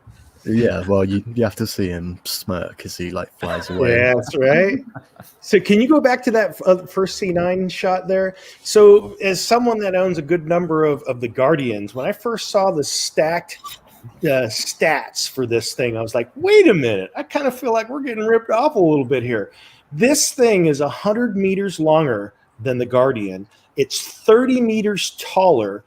It has more hard points for weapons, and 2 of those are commander ships, so a grade higher than this as a capital ship. This thing is an attack beast, and so I'm really curious to see how they're going to kind of balance out between this and the other capital ship, the Guardian, that's already been made available. But this thing, man, the way that they've stacked it so far, including a med bay, it's got a med bay on here as well. It's a beast of a ship. When we get to the components and modules, it will be interesting to make the comparisons. The 2 that stand out specifically for me are the freight liners and also the capital ships. That's where it seems interesting. Sorry, Fancy, go ahead. Yeah, so I guess we're on to the Opel Jet now, and yeah, this picture's been around for a while, but they released a line of them, or maybe they've been around, but we want to talk about all of them. So yeah, What's the contrast? What's the other picture? Yeah, so this is what I wanted to like mainly talk about, is that the fact it can like retract into itself. Light mode. Yeah, so that is cool. Yeah, so this is the other smaller class of ship, right? Is this one in that little fighter we just saw, right? These So two the right. X4 is the combat version. Yeah. Yes, 1-seater. Yeah, so this is it's a bike technically, because have a look at the handlebars. It literally looks like a just a bike with like a spaceship built around it. First time I've seen this image. Me too. Yeah, that's why I brought like the setup. Basically, it shows it quite well. You know what I think would be amazing is if in one of the first iterations of Unreal Engine 5, if we have the ability to get in here and have the heads-up display and kind of race around a track, even if it's a single track, you just get the feel of just being able to race this thing, being that it's designated as a racer. So it'd be pretty cool to just have that experience of being able to race this thing around a track, even if it wasn't multiplayer to begin with. And then, of course, multiplayer would be amazing to be able to race other people. Multiplayer with VR. That would be awesome. Yes, absolutely. Oh, man. Yeah. Yeah, so that's the Opel Jet. And the way you remember the difference between the Opel Jet and the Opel Jet is the Opel Jet has 2 engines. Really quite simple. Yeah, and now we're on to the X5, and I really love this ship because there's so many different positions it can go to. And, look at that! Is that there's a repair ship in need of repair? Yeah, we don't know if that's like an ally defense squad or like offensive. But what's scary about that is where they targeted it. It's like, why not target a little bit forward? Those are fuel cells in front. Right. Take one of those out, and the ship goes. So I'm looking at the X5s and I'm seeing something that looks like they're flying. Can you go back to that picture? If you look at the jets and the weapons, they seem to be flying in that angle. They're not flying up; they're flying straight. If you look at the weapons shooting back, and then also there's an overlay above one of them that looks like a heads-up display. Does anybody see that? Yeah, that is interesting. Yeah, because these ships are known to have primarily, I think, like 3 different stagings of how they fly. Like one of them, when it's just for race or fast speed, all the propulsion is directed behind them. If they're attacking, the guns and stuff are faced forward, and then they have this stretched out mode. But this is interesting how they don't seem to be using any of those that have been mentioned in this. It might be braking, like using the air resistance to slow them down. That So we did get a annotation, like schematics type picture of all the different types it can be. Oh, there you Yeah. go. There you go, right there. Yeah. Nice. Yeah. So it looks mean in that one on the bottom there where all the guns are facing forward. Like that's a What I that's a found nice cool is configuration. it also has a like kind of turtle mode where it just curls up on itself. Like that'd be a lot easier to store. Well, yeah, that one that's left one up there. contracted on Yeah. the far on the upper left corner where it's all contracted Right. together. That's pretty cool. Yeah, That's what you were talking about before, Fancy, as far as how many you could be able to fit in another ship with that in that Exactly. configuration. Yeah. Yeah, it's interesting. That's like on a different manufacturer of ship, like the ability to condense. Maybe it'd be like a common theme, and you'll be able to get more of these things in than you think it would. Yeah. There's one that makes it look like it's dancing, like that tiny one, just sort of like at the top. Like that. Is he in like dance battle mode? He's doing the Tesla maneuver, right? Yeah, I think that one is speed. It's pointing all of the thrusters behind it. So, Very Yeah, it's interesting. definitely dance battle mode. That's all that I'm going to be thinking. I hope you're listening, Star Atlas devs. Panda Pops has defined a new game style for you. So. That's right. Do the Tesla dance. so one of these also has that marker he was talking about, Banjo. Yeah, there's that heads up again. I wonder if that's like a leader flag or something. Or what that could be is it could be that we're observing these ships from a ship that now has a target on that basically says what that ship is as an ID. So maybe that's what we're seeing. Yeah. Yeah, very interesting. Because you might be right if you go back to that last screen. You might be right there, Jesse. Because if you look to the upper right of those two ships on the right, you see kind of like that's also part of a heads up display kind of thing if you're identifying it from your own cockpit, right? So it's like the name, just something of those ships, right? So. And does that look like in that ship on the far left there, is that an energy weapon rather than a projectile? It seems like it. Yeah. Yeah, there are 3 types of. Yeah, so definitely a very cool ship, and that brings us on to the Opel Jet. I really like this image. And by the way, for the people that are new to this, seeing this for the first time, the first racing jet we saw was a $20 ship. That X5 that we were just looking at is a $135 ship. So that's $20 right there. Both of those I think are 20, right? And this one's 135. This one. Yeah, okay. 145 now. Yeah, the two small ones, the two smallest ones we were talking about. There's a small fighter and there's a small racer right here. So those two, and this is the small fighter. So those are the two that are worth that are valued at $20 a piece. Yeah. And then it goes up from there. So then the one we were just talking about, the fighter, is the one, and this one right here are the next stages up in price, right? That's Snoop Dogg's ride.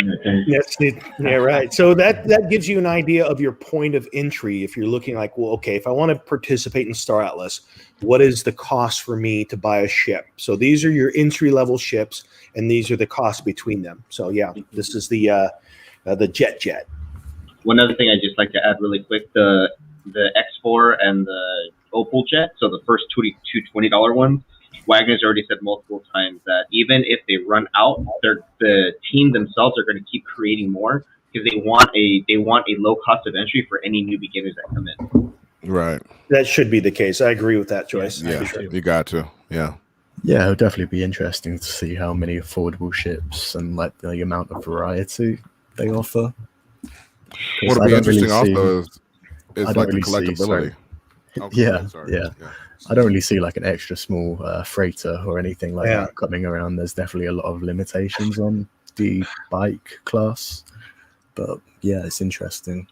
Well, another interesting consideration about the Jet, is that all of these, all the way down to the X4 bike, is that they all have components and they all have modules.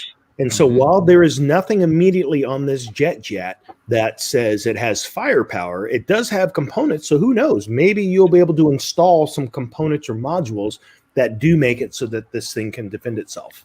Yeah. When we get to the modules, it's pretty clear that you're going to be able to customize some of these ships the way you want to, even outside of their normal I guess a racer doesn't have to be a racer the way I see it. Yeah. Yeah, so there was also a tweet this week. This next picture isn't from the website directly, but this is that is sleek. Wow. Yeah, it's a tweet from their Twitter with like the caption "Are you ready?" or something like that. But I think it's the Opel Jet, like from the back. So if you look at the two antennas pointing out there, and then you try and spot them on this one, it's quite easy to see. So you're like where she is, pretty much. Right. Do we think that's in engine? It looks all. I could see that being in engine. I think it is, Jesse. Yeah, that's amazing. Yeah. Yeah, you can see the door handle. The perspective on this screwed me up at first. Once somebody called it out for what it was, I could see it. But in the meantime, I thought it was facing the other way. Yeah. So I thought it was a new ship at first. Yeah, so we might be getting like another video soon, like we had for the X4. Right. Yeah, that's cool. This is the Jet's still one of my favorites. Yeah, still one of my favorite ships. How much are the jets? $300. Oh, it's 200. Okay. 300. Yeah, 300. Yeah. 300. Okay. Yeah, look at the size of the engine on that. This is the first chance we've had like a look at it, I think. Yeah, like we've said, even from the interior, man, you could just hear that music. Snoop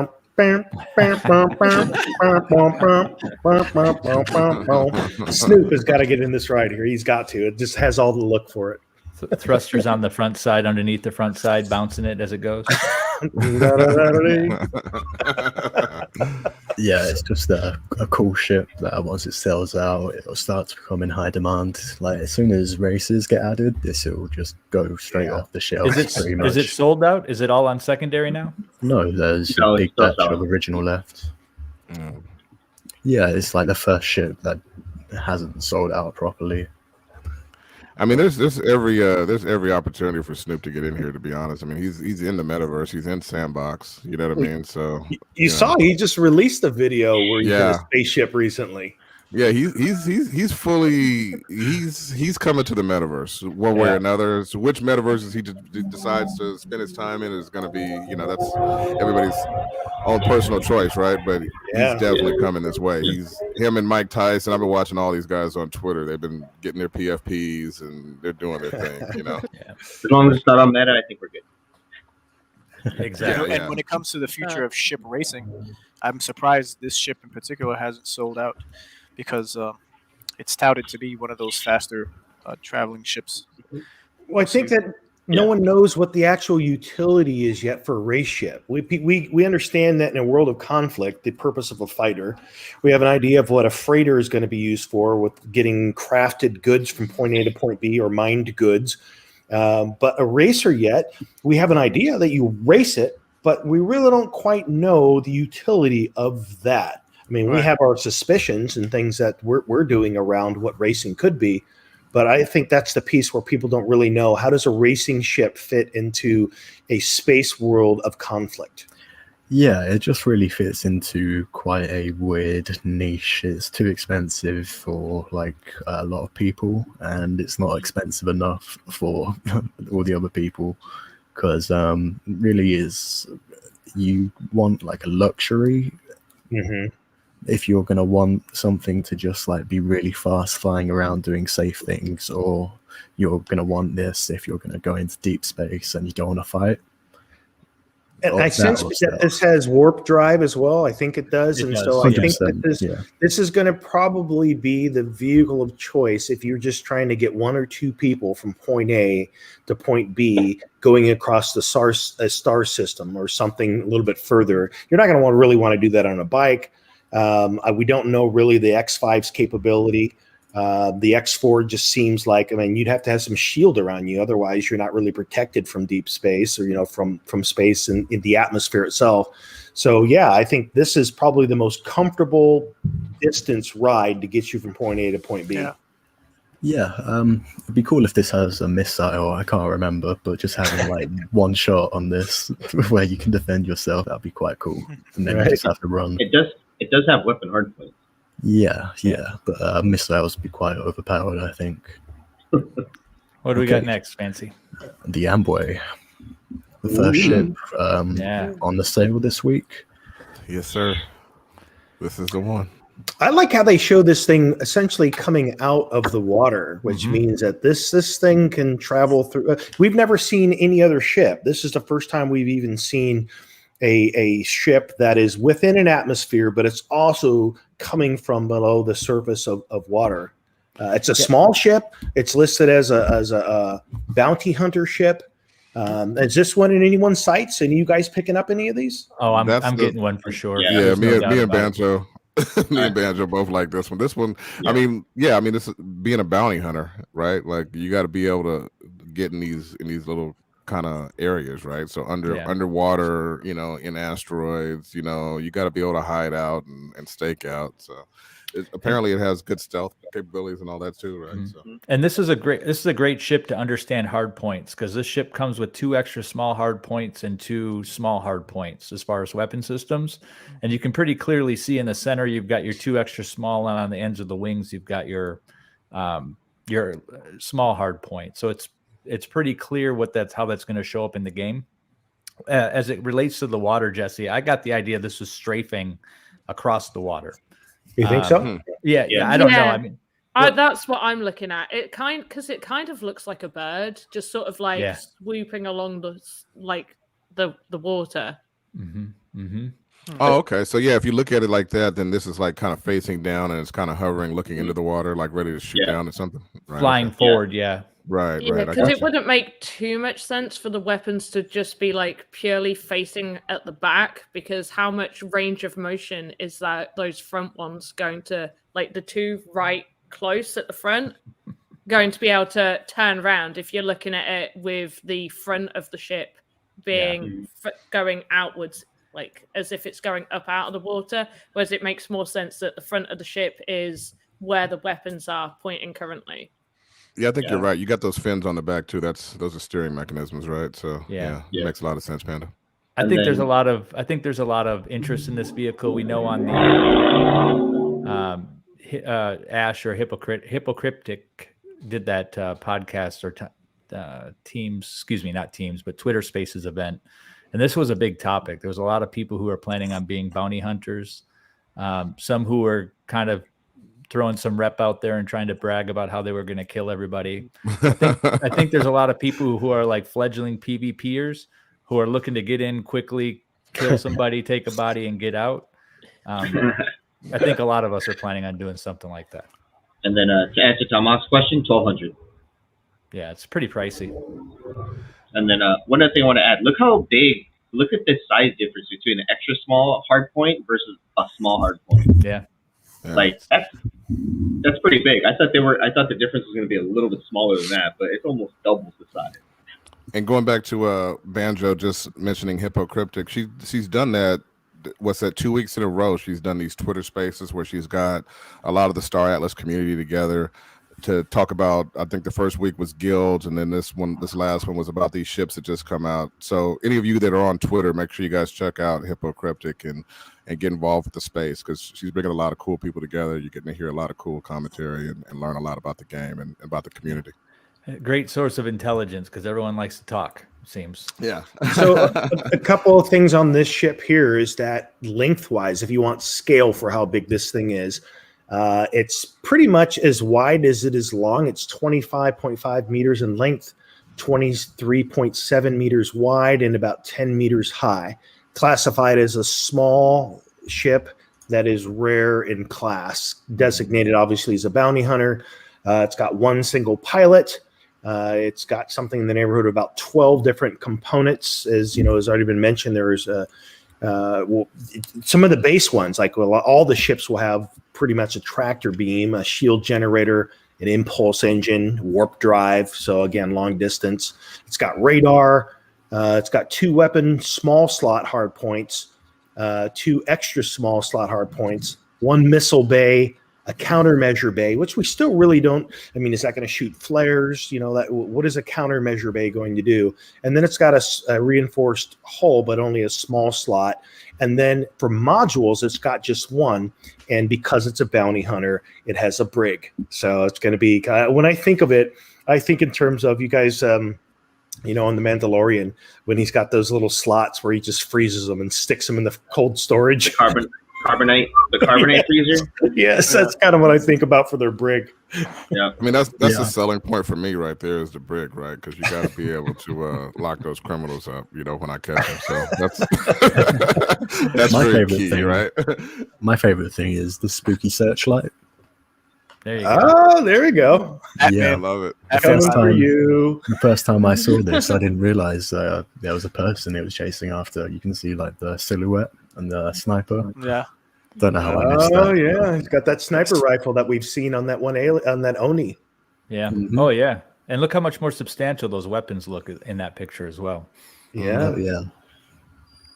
Crazy. But this and the Ecos Grenadier is one of like the only couple ships we don't have schematics for. So this is the interior of the ship. I do quite like the entrance. It's sizable. Yeah, it is. So I'm wondering how big the actual cell will be. Is it just like a closet? Does it take up quite a lot of space? And I do like how the ramp is positioned. It's like straight from the back, so you can access all the room without like turning around. This is that might be the brig right there in the corner, all the way in the back. Yeah, it could you be. look inside. Yeah. This is another Visa ship where we see an Ooster inside the ship, and I think, well, at least me personally thought this was going to be an Oni ship line, but I'm more in the camp now that it's an Ooster ship line. Yeah. Yeah, both ships so far have only shown Ooster on them, so makes sense. Yeah, and talking of Ooster ships, we will quickly cycle through all of these that we have seen quite a few times. Ship. Seen that I still think pound for pound, it's still the greatest ship in the game. I think that close tied with the Hero, but there's just something about this ship for the cost. I mean, if I could only have one ship in the game, this one still stands high. Yeah, that's exactly what I feel. So notice the drones on this ship and where they're positioned. The next picture really bothers me that they're not there. Yeah, but it does give you a chance to see what it looked like without the big drones attached to it, I guess. Interesting. Yeah. That skin, I'll never get sick of that skin. That's a beautiful ship. Yeah, and we didn't see this picture before, I believe. Wow. Yeah, it's cool. There was a couple new ones from Visus. They've obviously got a load of them just slowly dripping away. And those nav displays look pretty cool on there, where you see the worlds. If you go back that 1 second on the left side, you see those planets. Oh yeah, Star Atlas. Pretty cool. Yeah. And then the other one is actually looking at a ship. I don't know if that's its own ship that you're able to quickly look to see, hey, what's the ship status? You can see all the different places on your ship, or if you're able to do that for a ship that you're targeting. The display on the right, that kind of looks like a space station. Looks a bit too funky to be a ship to me. But it's got those wires hanging off it. Yeah, it looks like a Visus from the side. Yeah, that's what I'm thinking. Yeah. Okay. Yeah, we also got the updated schematics for this. Yeah, it's great stuff, really. That is nice. It's crazy when you look at it like head on or to the side. It looks pretty thin, but then you look at it overhead, and it looks fat like a pancake. Yeah.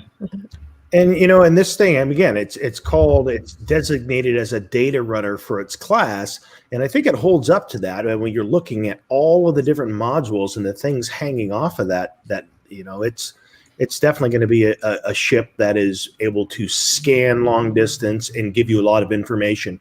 So I could see you wanting to definitely have one of those in your fleet, because it's probably going to be able to do things that a lot of other ships can't do. It's 44 meters in length. It's 20 meters high, 27 meters wide, categorized as a medium class ship that is rare. Yeah. What's interesting about it, it's the only ship that currently has a small smuggling cargo, right? Right. It's the only one that has cargo built for smuggling, which makes sense from the data running perspective. But it, when you think about smuggling contraband, this is the first one that has a component dedicated to it. What do we got, Fancy? So moving on to the Thimble freighter now. It's a really great ship, but although it offers an extra storage module, it does look a bit worn and like torn, honestly, to me. Like I love the look. Compared to like the best example would be the rainbow we've seen so far. That just looks high-end luxury. This looks recycled or back in a time machine. But it looks like the interior of a ship, like the sea vessel. Yeah. It really has a great aesthetic, something that we haven't seen yet. You're actually right, Ultra. Yeah, this is like a naval. Like it does. It reminds you of, like, if they plucked a cargo ship off of Earth from current times and project it in the future 600 years from now, this is kind of what you would get. Old paint coming off, coffin bay. You see that rust over there on those? Yes. Yes. Gosh, where are their cleaners? Right? Like that sink doesn't even have a cupboard door on it. Well, at least they have books. At least they have books on the shelf. Right. They're somewhat cultured. Yeah. For the low budget traveler, we have this available. Well, it makes you wonder, who's reading paper books in the year 2600? You know, I don't know. I think it's all iPads. Only these guys. That's the art gallery. It's like the ye olde Earth books, like that's it. Like saved from olden times, like Moby Dick, you know.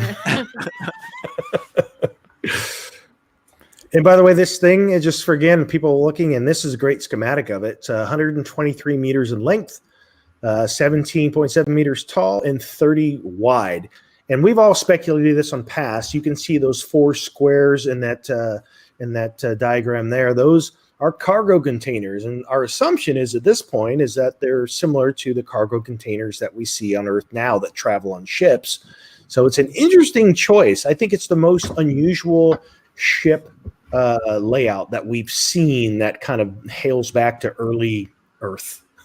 Yeah, and there is a bit of room on top to strap some boxes for. That's what I was gonna mention. Fancy's right there. It's because you have those big containers in the middle, but we saw before that on the top there, there's actually a lot of room for smaller containers to be positioned as well. So it actually holds quite a bit more than just those, what it looks like 4 or 5 spots that it has right there. It seems very inefficient, though, for the size of the ship compared to the amount of cargo. If you look at like a steamship, or not a steamship, but a ship that currently transports cargo on Earth, they get hundreds of those things, if not 1,000 on one ship. Yeah. And maybe we'll see that. Maybe we'll see a captain class freightliner. That'd be awesome to see. Yeah, well, it's called Build Your Own Ship, so maybe you can expand upon it, and you just have to add more like modules or components. Yeah. It's hard to say at this stage, but I doubt it'd be in the mini game. I wonder if it gets attacked and a container gets hit. Do you lose some of that cargo? Because that's pretty exposed. I'd imagine. Yeah. I'm sure. Yeah.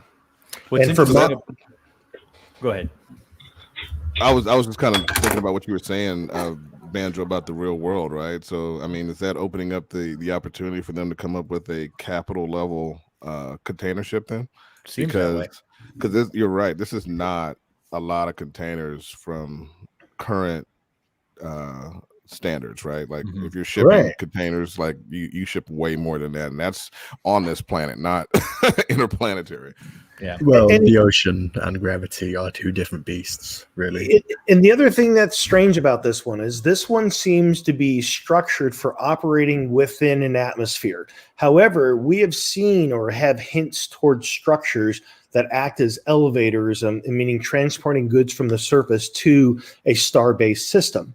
So that way you're not having to consume the fuel and fight the gravity of having the ship that's going around within an atmosphere. So it's really strange. I'm not yet able to wrap my head around where this ship and its transport features fit into the whole overall system of moving goods. Yeah, I'm with you on that, Jesse. I don't get it, but it's still interesting. Yeah. And it's one of the only 2 ships that actually has a cargo foreman, which is interesting that the other freight ship doesn't. So I'm curious how that role is going to show up within the ship and what perks it's going to bring. Yeah.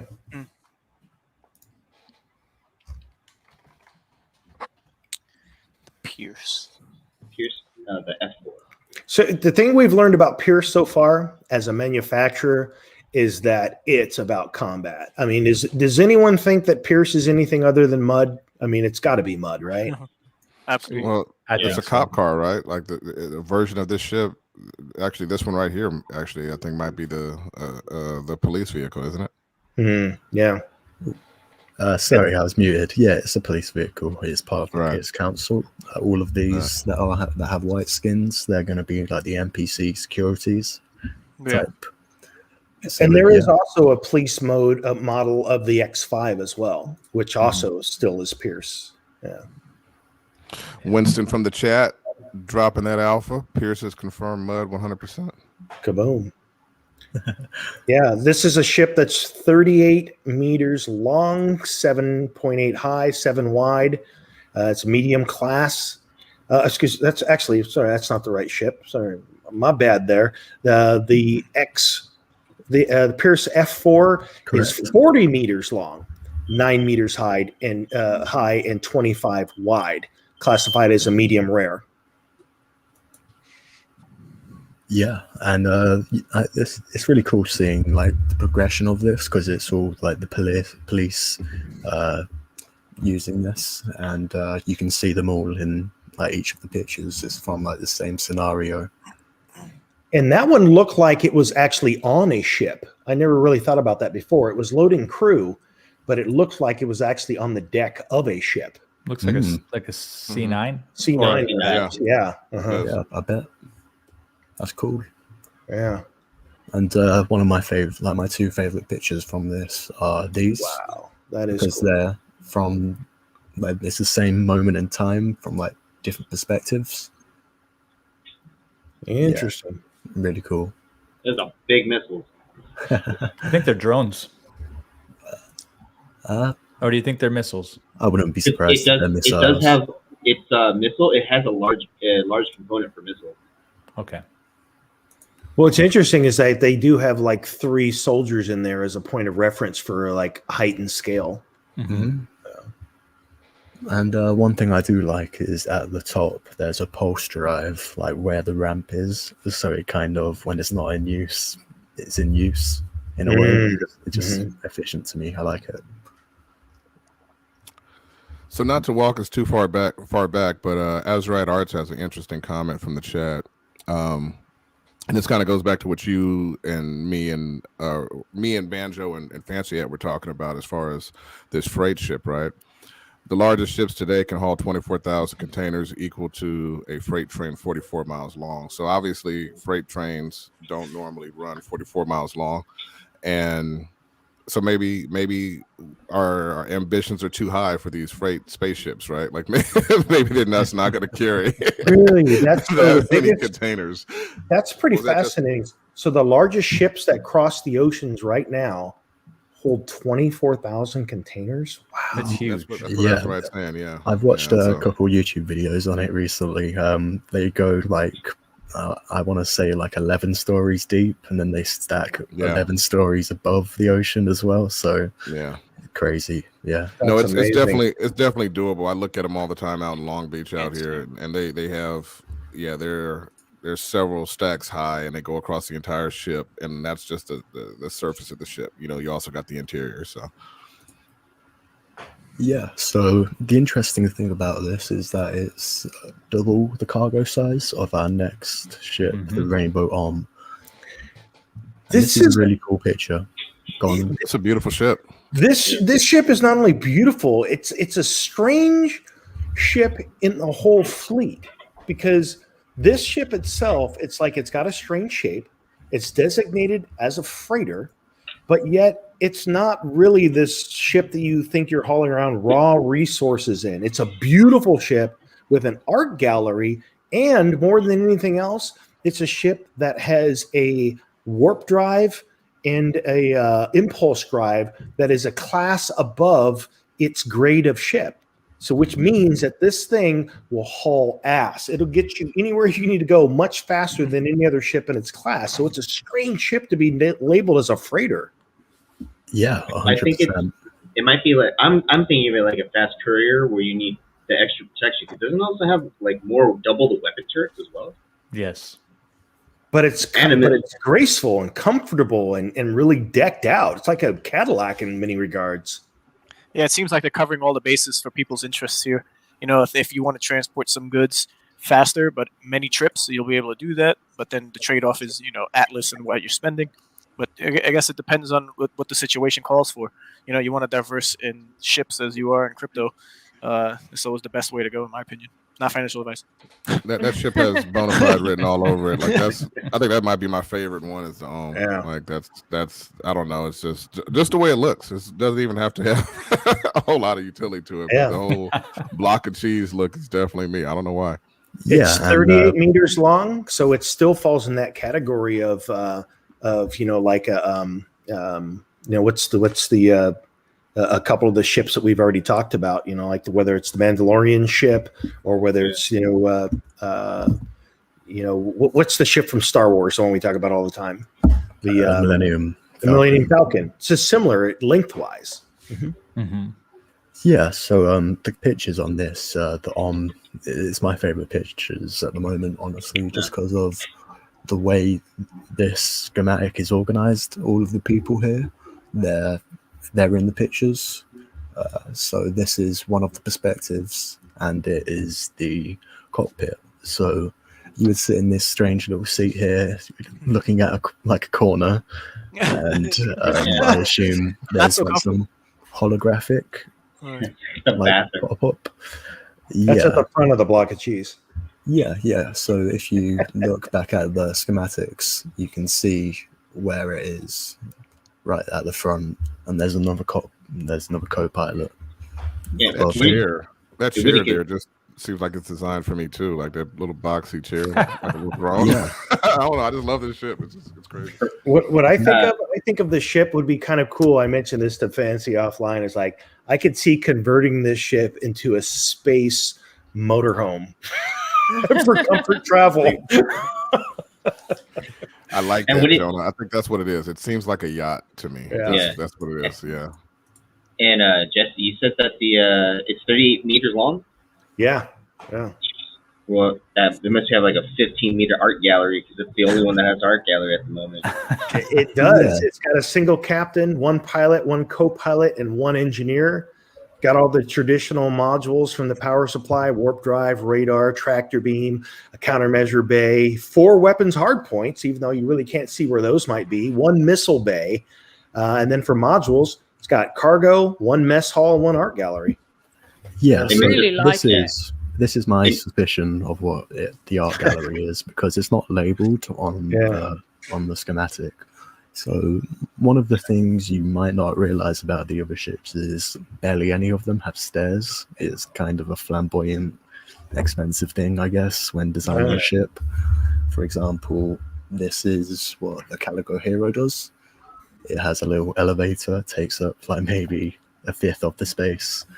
In the Rainbow Arm, you have a staircase and all these pictures. And you're living your best life of luxury on the Rainbow Arm, right? Like that was mentioned. I'm pretty sure the word luxury was used in the description.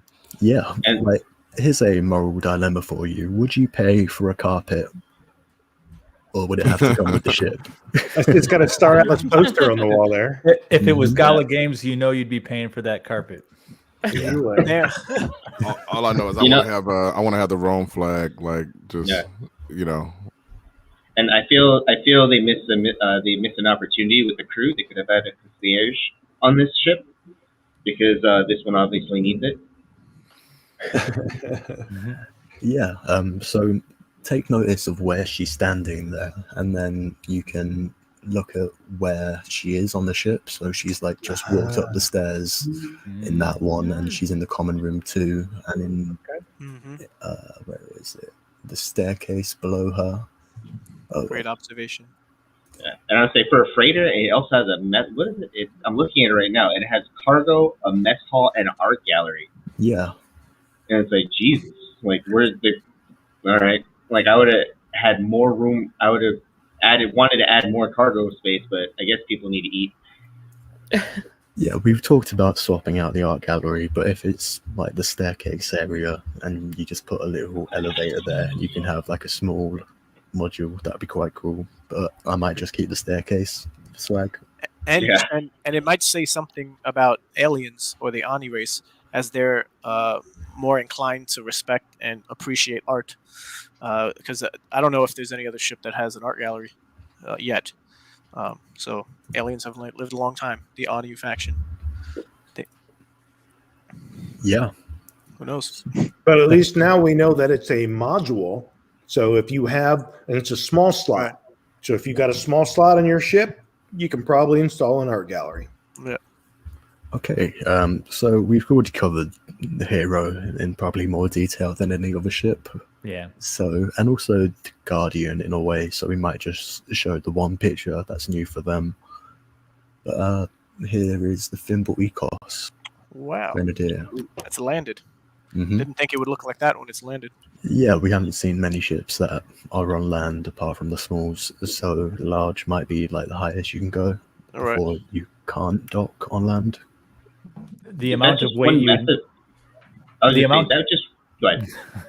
amount of weight you'd have to have in the back end for that to be balanced that way, without some other technology there is huge. These the aesthetic of these bombers to me screams like space hippie. When we start looking at some of the other pictures, you start seeing some really interesting interiors. Yeah, it's quite interesting how many of them are here, and if that is what you need to like destroy a planet, that looks very expensive. Mm-hmm. Because there is like 8 grenadiers there, and that's quite crazy. Right. Yeah, and there isn't a schematic for that one, so we're going to go on to some pictures of the R8 hub, like the cockpit that lies on top of the Pierce R8. We've got new pictures of these this week, and it's one of the most interesting things about this ship to me, weirdly. It does a lot, but I just like how it turns around. Oh, yeah. Actually, do you mind going back to the other picture real quick? This one? Yeah, so those 2 fuel containers are capital-sized fuel containers. So, like, to me, that's a lot less fuel that I thought that capital ships need. I thought they would need a lot more than that, than just two giant. Those 2 containers are just worth of fuel just to fill up the capital ship. Yeah, it's crazy. Fancy, I think it's. Sorry, go on. Oh no, go ahead. Finish your thought, and I'll ask my question. Yeah, so this is paired with the C9, I believe. It talks about it in the description of the C9, and this can fill it up on the go. It's like designed to, so it's where it's most efficient. So loads of people might just pair one of these up with a C9 or a couple of them. That'd be cool. Did you happen to get any of the interiors of the bomber at all? Any of the pictures loaded? Yeah, the bomber. So there was one picture of the bomber. This is the R8. Okay. So that's the repair ship, but the bomber picture was quite blurry. Didn't look as developed out as something like this. Yeah, I think they're artists. They have a different type of artist doing the bombers. They're doing all concept, and somebody will be transitioning it to 3D, where most of their other concept artists are skilled in transitioning concepts to 3D. So that's why we probably are still seeing some less developed bomber pictures. Yeah, it does seem one of them ships that will need a lot of tinkering throughout the way. It's got a lot on it. All right. Ogruka, we did see multiple pictures of the inside. Some of these have been around for a while. This was one of the earlier pictures we've seen, and you can tell by how pixelated it is. But it has stairs. Baller. This is a strange ship. It has like organic design, which makes you wonder, is this ship organically built? Is there some, like, is it like a life form itself? It has that kind of feel to it in a strange way. I hope so. Very, very Stargate Atlantis, right? There was like alien species where their ships were all biological. Yeah, and there was also this one where it seems like this first picture is concept art, and this one seems more rendered out. So it might not be as green, and alive as it appears, because this is also part of the same ship apparently. Or maybe it's just like a different variation of the skin. I'm sure we've talked about this a lot, but for all the new people that are just joining us or the Star Atlas, Clinton Moore has a question in the chat. Any recommendation of what computer specs for this game? If somebody could just briefly tackle that one. So at the moment we don't really know, but minigame will be quite easy, and they plan to make that cross-platform, so mobile, if not immediately, it will be available indefinitely when it is released, because they want to keep that as like a final product. So at the minimum, you can just have a mobile phone, I guess, but you can go as hard as you want. You can get a VR set up, designate a room. Yeah, it'd be interesting. So I'm curious, like Panda, so far of the ships that you're aware of, are there any stand out as your favorites? Any thoughts? I know what is my favorite now that you've just shown those, the Rainbow Om. Like, that is friggin' stunning. So beautiful. But out of all the ones that I knew beforehand, I'm actually on the Star Atlas page right now, because I was like, I need to see the prices for these. But it was the Opel Jet, but only because it just looks so pretty. But I don't think that's within my play style. Like, it's like I'm just reading a bit more on it, because I knew I had a budget of what I was spending on this, because when I can't play a game to get a feel to know how much I like it, I have a very limited amount I'll invest in it. No matter how good I think it could be, I still have to be like really, like, my risk tolerance. My risk tolerance is really low compared to a lot of other people. Like, I like to say that I'm a poor crypto person. Like, I'm in this space, but like, I'm poor compared to a lot of other people. So yeah, the Opel Jet was like, I could have got that and only that, or I could have got a bunch of other little bits. And I was like, I want a bunch of little things.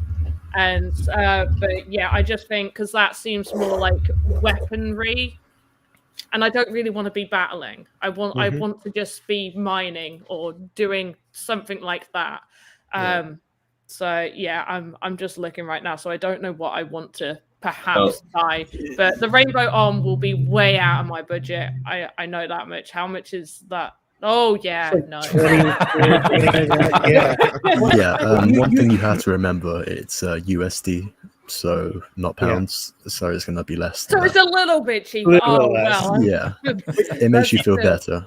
You raised an interesting. When I look at my assets, I look at it in USD. Oh yeah, I do, and then I convert it to pounds. I'm like, oh wait, I'm not as rich as I thought I was. But you raise an interesting point in the way that you're looking at this, and you're looking at it objectively. You're actually saying, okay, like how much enjoyment am I going to get out of the game? And I think there's a few categories of folks that are involved in Star Atlas. There are those that are saying, okay, regardless of what the game's going to be, I'm investing in this as a crypto investment, so I'm speculating.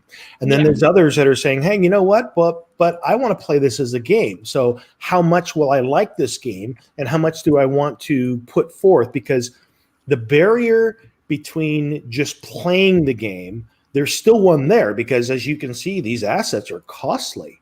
Yeah. So it's not like the average person says, I like this Ohm ship, but then they're going to have to justify to their spouse or family or otherwise, like, yeah, I'm going to buy a $2,500 asset to play a game. And they're going to look at them like, what are you talking about? Yeah, like, are you high?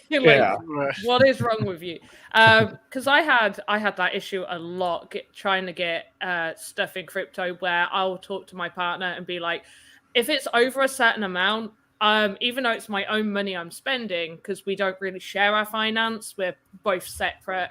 I still feel like I need to discuss that, because that's a big amount of money to spend. So past a certain point, I'm like, we're going to have this discussion. And he's only recently got into crypto. Like, he was not in it at all. He was like, oh, it's fine. You're having fun. Do what you want to do. And I'm like, no, seriously, pay attention to this. And he slowly got into it. And from like a coding perspective, he really, really likes it. So he's like, oh yeah, I'm glad. I was like, you should listen to me 2 years ago. You would have been rich by now. We would have been, we could both be retired and just living our best lives. And but yeah, I mean, obviously like the cheapest ones, the $20 ones, I feel like that's really attainable for a lot of people. Like you would look at it like, okay, I would spend that on a night out, or Right. I don't buy Starbucks for a week or something. And you can save money. I think that's a good entry point. I think if that's roughly the price, like to get something really cheap to get into a game, just to like get a taste of it. Because at the end of the day, you're going to have to weigh up. Do you want to invest like a ton of money and sort of do like the pay to win aspect? So you put in a lot of money and you can, be ahead of everybody else, or you're going to have to put in a little bit of money, but to get to the same level as somebody who's put in a lot, you're going to have to grind a lot of hours. Now, for me, I don't mind that. If I need to put in 20 hours to, go do something that somebody could pay a bunch of money and only do for 1 hour, I will. And I'll work my way up. But I have to actually play a game and know, okay, I'm really enjoying this, so I will put more money in. But I do still put more money compared to what I would buy a game at. That's a really good point, Panda.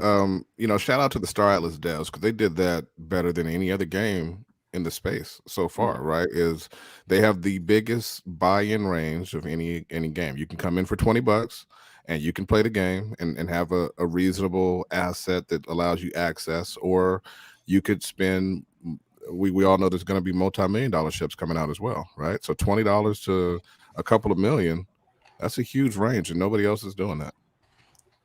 Yeah, no, it's really good.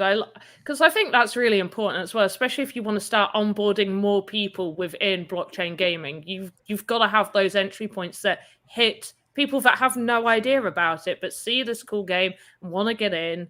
And yeah, it's got to be accessible. The strange thing about crypto is that in many ways, crypto is funny money, because there's a lot of people that have had it for so long and it hasn't been connected to their fiat bank account. So they interact with it differently. Coming from the world of marketing, I used to say the same thing about PayPal. Once your money's in PayPal, you treat it differently than if it was cash in your pocket. You let go of it a little bit differently. So as people are just now entering the world of crypto, they're having to take money from their bank account, put it into crypto, and they still have a tight relationship with it, where they're like, wow, okay, I can see 20, I can see 50, I can maybe see a couple $100, but then after that, it's like, what are you asking me for?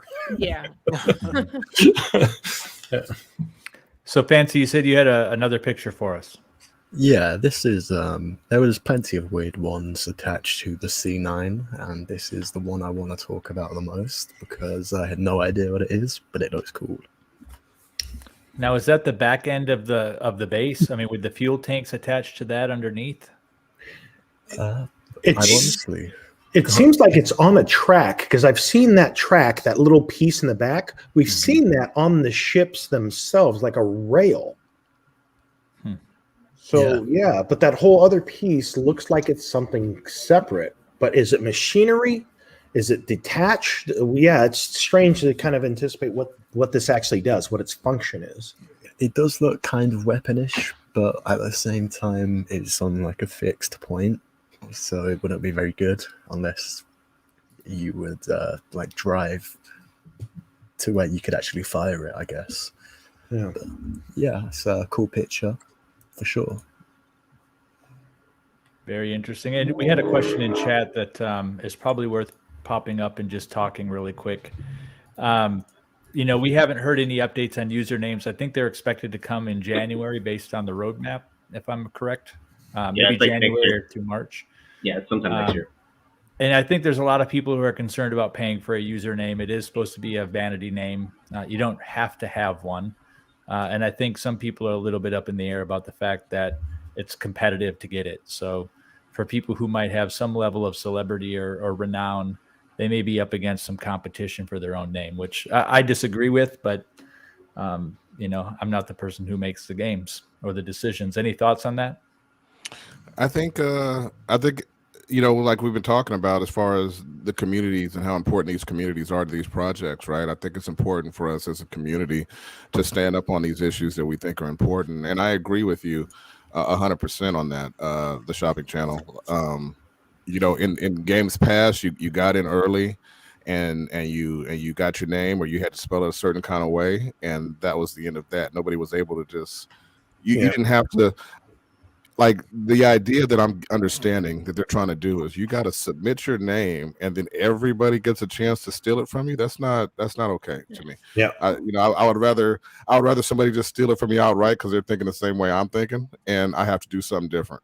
I would rather have the old style than go to that kind of a system on that. So, I would say if I had the floor with Star Atlas team, and I would say I have 3 things about the way that you guys are approaching things that give me a little bit of pause and a little bit of caution.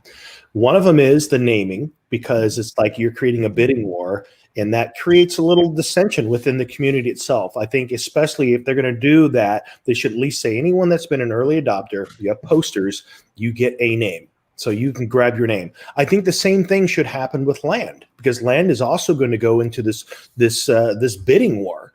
And then the third thing is, and we haven't talked about this for a long time, is I have a bit of concern about the large amount that is private investment that goes towards Atlas and Polis that we don't know who these holders are, which brings a lot of question to decentralization. Those are my only 3, and that's fairly lenient considering that when we look at a lot of other projects, I think that Star Atlas is doing a tremendous amount of things right. But if I had 3 things that bothered me thus far, it is the name, it is the bidding for the name, the bidding for land out the gate, and also the amount of unknown private investors that will hold a substantial amount of both the governance and in-game token.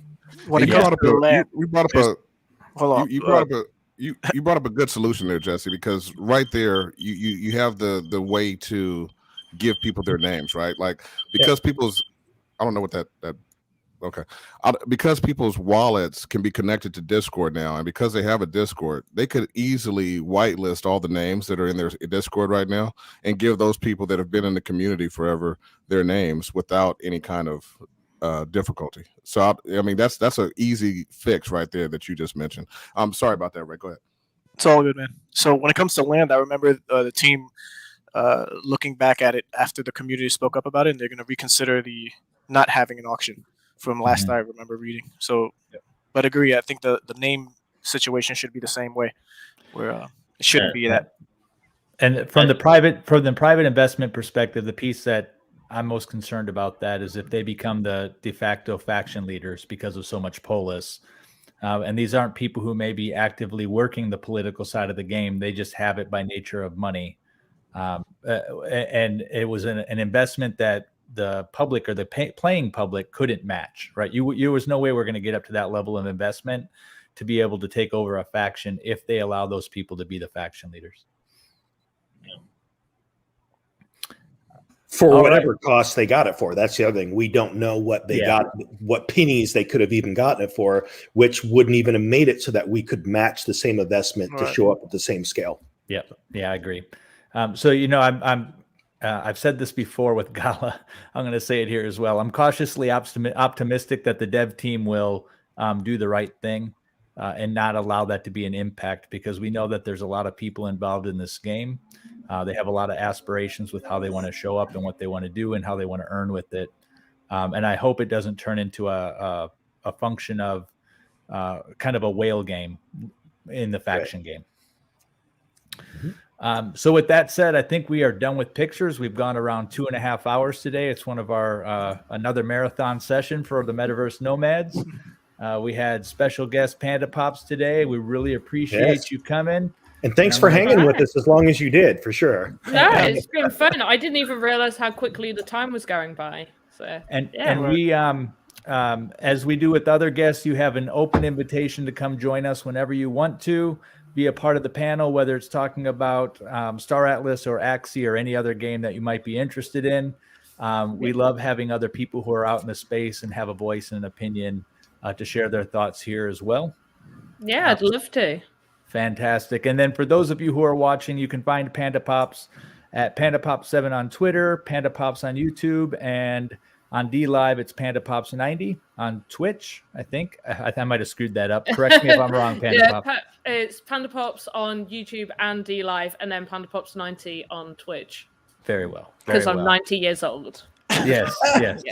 Obviously not true. So here we go. Thank you, everybody, for joining us. It's been a fantastic week. We'll be back again, continuing our conversation around ships and modules. As usual, we love having anyone in the community continue this conversation at our Discord, which is www or just gorome.io. You can find us. And we really appreciate the idea that we're seeing people from within the Star Atlas metaverse show up in our chat, and also seeing some new faces. So those of you who are here to see Panda Pops, thank you, and hopefully we'll see you again. And with that said, it's time to go.